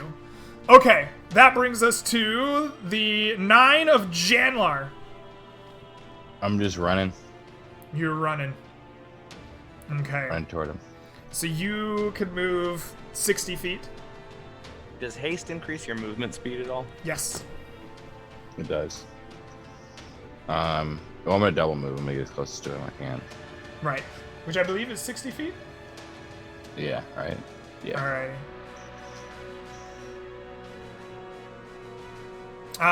Okay, everybody else is just running, I assume. Then you have no actions at this range. Hold the phone. Okay. I don't have any actions, but I wanted to do something once we started running. I'm gonna do it right now, just so I don't forget about it. I'm gonna haste myself. Okay. Turn into a warhorse right afterwards. That's 2 turns because I need 2 actions for that. But I guess I can, like, I can be 30 feet behind everybody. Okay. Haste Alright. myself. Alright. And I'll Probably try wouldn't- to I was just saying, you be next to Gorik. Like, quite be 30 feet behind Gorik because you guys move faster than he does. Right. right, but I will still stop next to Gorik to Alright. pick him up. So, Rose, you cast haste on yourself. You are 170 feet away instead of 140 feet at the end of your turn. Gorik, you're running forward. You're some feet away.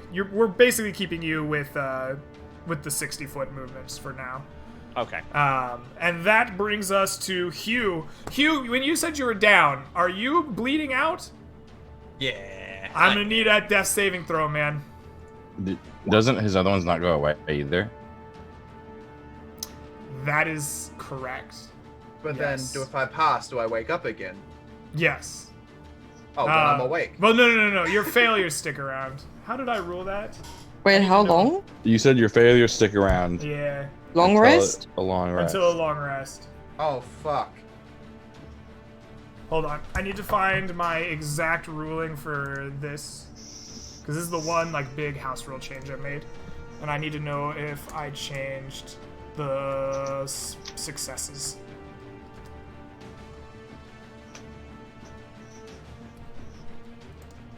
Or do I just become an orc and I don't go down till I drop dead completely? You just gain the undead fortitude that zombies have. An attack has to deal radiant damage to you, or you have to fail a constitution save that's half the damage or more. Right? You have to No, pass a constitution so- save for half damage. So, no, your successes go, but your failures stick around until a long rest occurs. A long rest resets the failures. That is what I've used. So It's you're okay. I gave him 2 diamonds. It's okay. you are at 1 success and 2 fails at the Yep. current moment. Excellent. That is his turn. I want to see if he notices the fact that people are chasing him or not. Because he might not. He's quite happy with his Hugh bounty. Yeah, no, he's an ambusher and a hunter, man. That's what he wants. He is reasonably perceptive. No, he just starts crawling his way back. Not in a particular rush now, because he's keeping an eye on Hugh. He thought he had his bounty, like, all nice and secure, but it got away last time. So he's dragging it only 40 feet and taking a single move. All right, excellent. That brings us to Janlar. You're running forward another 60 feet. You gain 20 feet on him. You finish your round 120 feet away. Okay. Gorik, I assume you do the same? Was Rose's intention in turning into a warhorse to put Gorik up on the horse? I mean, that's usually what she does when she turns into a horse, but you know. Okay. Gorik will. You are going to sit on the back of the warhorse. I'm going to sit on the back of the warhorse. All right. You wait. Rose, you turn into a warhorse, and you are hasted. And you begin galloping up. You stop for a brief moment, allow Gorik to straddle you, and then you begin galloping up ahead as well. A warhorse can move 40 feet in a round, right? 60. 60 feet in a round. And you're hasted, so you can move 180 feet in a single round. I think that's correct. Is that how it works? Because you can double move and then you get your extra movement. Right. Oh, but you also like, get plus like 10 feet of movement, right? So it's actually... No, she gets ridiculous. A haste doubles your movement. It double moves. Okay, so you doubles can... movement speed, so it would be like... And it doubles she gets moves. an... So you can move 240 if I really needed to. You can move 120 feet in a single movement without dashing. Yes. You can move 240 feet with a dash, and with your extra haste action, you can move 360 feet. Yeah. So that's a fucking fast force. yeah. It is. So with a double move, you can easily make it up to him, and you have an extra action as a.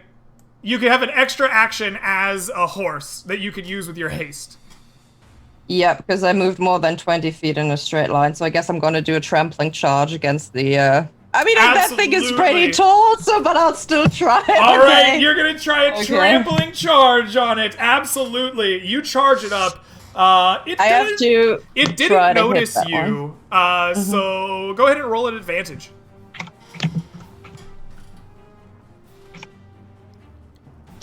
Coming out of nowhere. 18? An 18 hits it with your sharp hooves. So it's gonna be...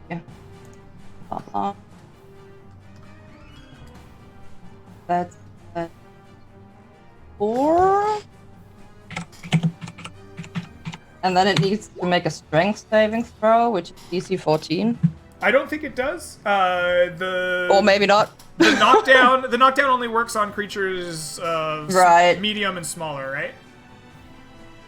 Doesn't say anything, but we'll go with that. I think it makes sense. Like, I think I'm happy enough to be able to even charge it, even though it's much bigger than me, so I'm fine with that.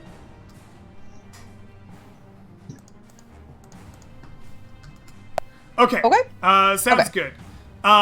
With that, we will take 18 damage on this guy. And that brings us to Gorik.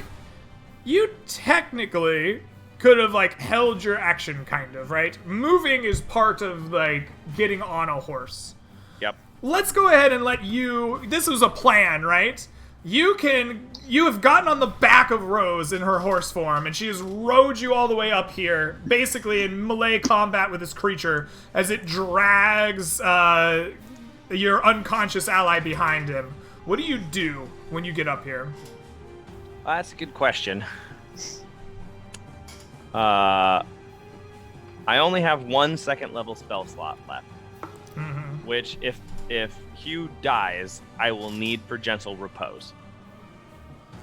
Can I tell that Hugh is just unconscious and bleeding in the back? Yes. Okay.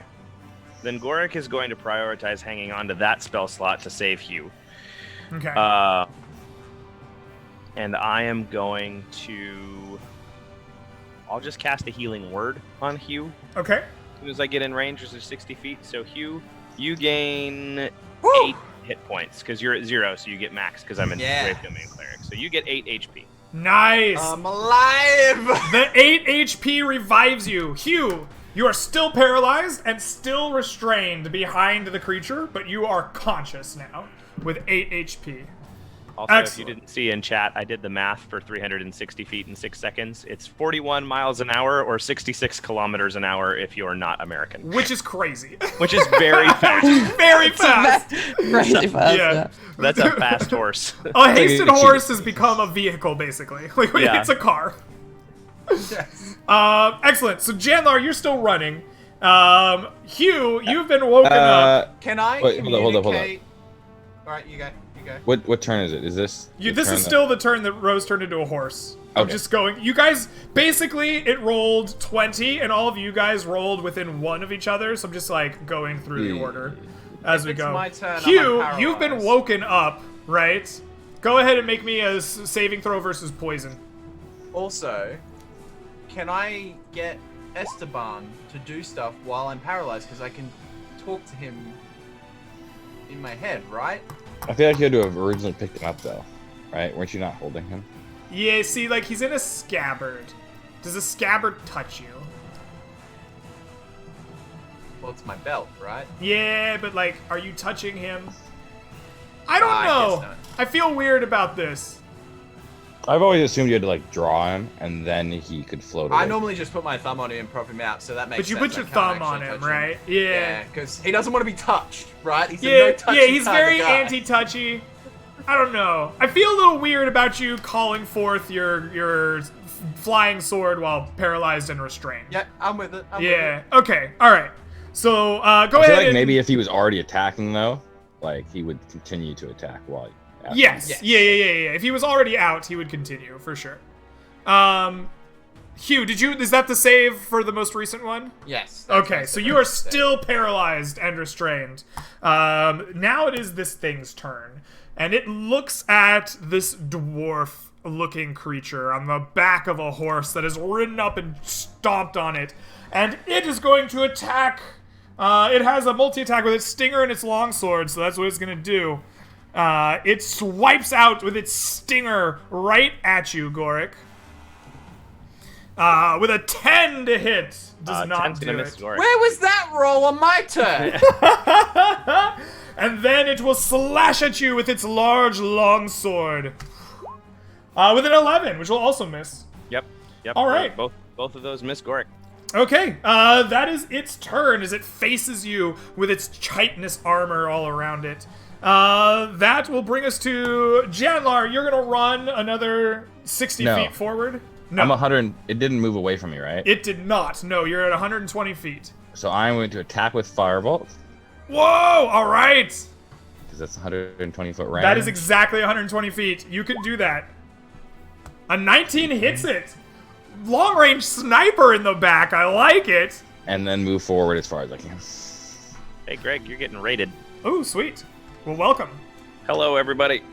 Awesome. So, tell me the damage. 10 damage. 10 damage. All right, and you move up an extra 30 feet. The firebolt strikes it out of, like, left field. This guy turns around, like, can't figure out what hit him. He's very annoyed at the moment. That brings us to Gorik and Hugh and Rose. Let's have Gorik first, then Hugh because you're a horse. No, Gorik first, then Rose because you're a horse, and then Hugh because you're unconscious and just are gonna go last. How close to this thing are we right now? You are in melee range with it because Okay, cool. the hasted horse drove up here. All right. This is going to be really interesting, but I'm going to activate my necrotic shroud. You're gonna. Oh, interesting. Okay. Gorik's eyes roll black, and his cloak billows, and he becomes like this avatar of death on the back of this horse. Can I say that Rose turns into a pale horse? Yes, absolutely. the avatar Yeah. of death, like Yeah. it includes Rose in this Yeah. one instance. Probably because she's absolutely terrified. All the color drains from the Rose is horse's sociotic, face. yeah. Rose just eyes roll back in her horse head and neighs and whinnies. Yeah. But it looks terrifying as she turns into a pale horse. All right. I need Rose, probably Hugh, unless he's well behind it, and this creature to make a charisma saving throw. All right, Rose and Nice. the creature will make the saving throw. Hugh, you are paralyzed, restrained, poisoned. I You're don't fine. need any more You don't conditions. have any idea what horrifying thing is behind you at the moment. All right, this thing does not have good charisma, actually. Yeah, I'm Oh, hoping it- 17! Nice. Rose, you are not afraid. Yeah. This thing is a 14. Does that No, pass? it passes. It needs 13. Oh, God even with a damn it. -1 charisma, the Yeah. hunter is not afraid. All right. All right. Well, that's an Awesome. action. So, and I'm pretty much out of bonus actions at this point that I can do. So until until Millman goes unconscious again, I'll just. I'm working on it. I'm just gonna wait until he goes unconscious yet again. Yeah. I love it. Excellent. That leads us to. We'll go with the horse next. Rose, you have the form of a horse. You are hasted. You are not afraid, and you look terrifying. What do you do? Yep. Well, my problem is that I'm also very easily hit as a horse, though. Like, I'm a pretty large target, and my AC is absolutely terrible. And I'm kind of worried about getting stunned because I'm in haste right now. So I'm gonna actually gently let Goric down, pop out of horse form, which is my bonus action. Awesome. And hit him then with Samba! slam at that guy with Samba. I like to imagine. I like to imagine that this avatar of death. Right, this ghostly pale horse form, and this rider of death on top of it. The horse just sits down and lets the pale rider of death slide off, and then turns into a druid, like, surprise! Pretty much. Yep. All right, roll the hit with the magic mace. Crit.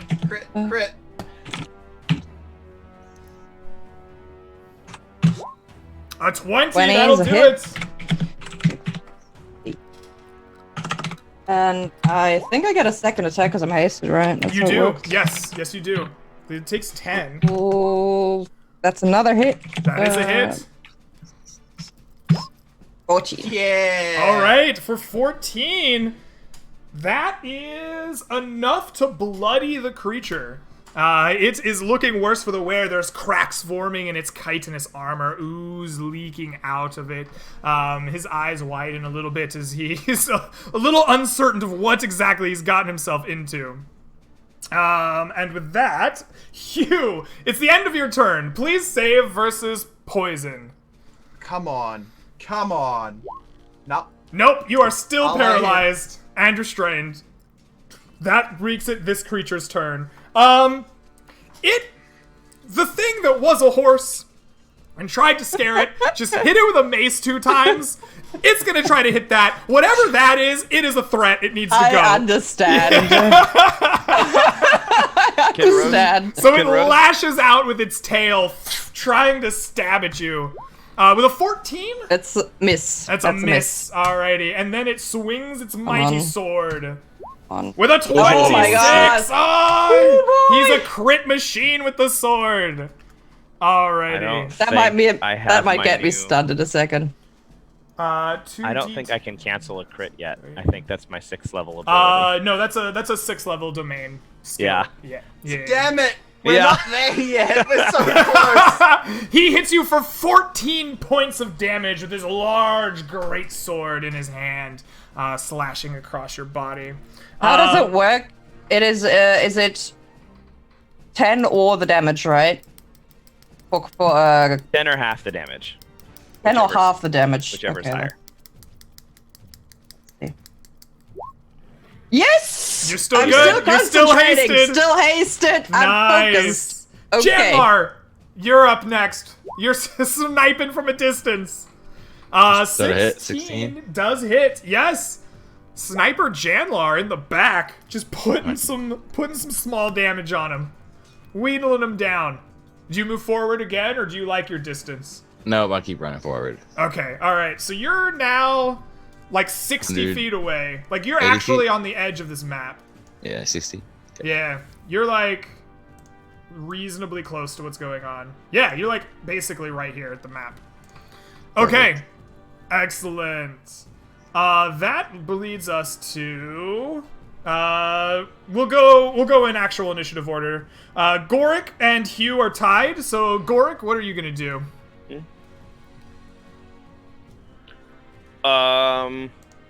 Hang on just a sec. I can go because I'm just gonna do a con. All right, go ahead and make your save, Hugh. Are you still stunned? No, Hugh, I'm awake. you are no longer stunned by the poison. You are simply and merely restrained by the spiked chain wrapped around you once again. And that is the end of your turn. Okay, sorry, my wife was asking if we were almost done. Yeah, I'm trying. We should wrap up pretty quick. Yeah. Gorik's out of spell slots except for the one that he might need to save Hugh. So I'm just gonna have to toll the dead it. Okay, tolling of the dead. It has taken damage now, right? He has taken damage. Somebody's yes. heard it. Okay, so Yes. make He's blooded. He's hurting. it needs to make wisdom saving throw. Absolutely. Those wobs do all the damage.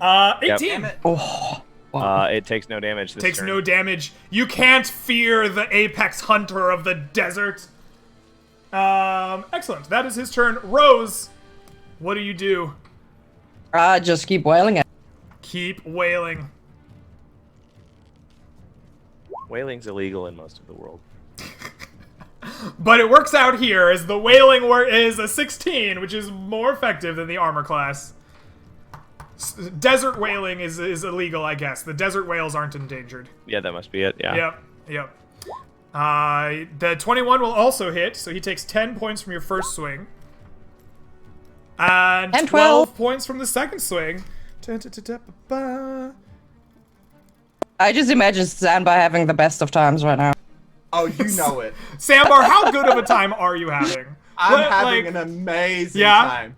Life's not worth living unless you're crushing something. Life as a mace is pretty good right now, huh? Yeah. Alrighty, excellent. That is the round of combat. This thing goes. It looks at the two of you and it feels its wounds adding up. It looks back at its prey still bound, and it turns and it runs skittering across the desert. It is trying to get away as fast as it can go. Anyone in melee range with it can make opportunity attacks, please. Crit that bitch. 17 hits.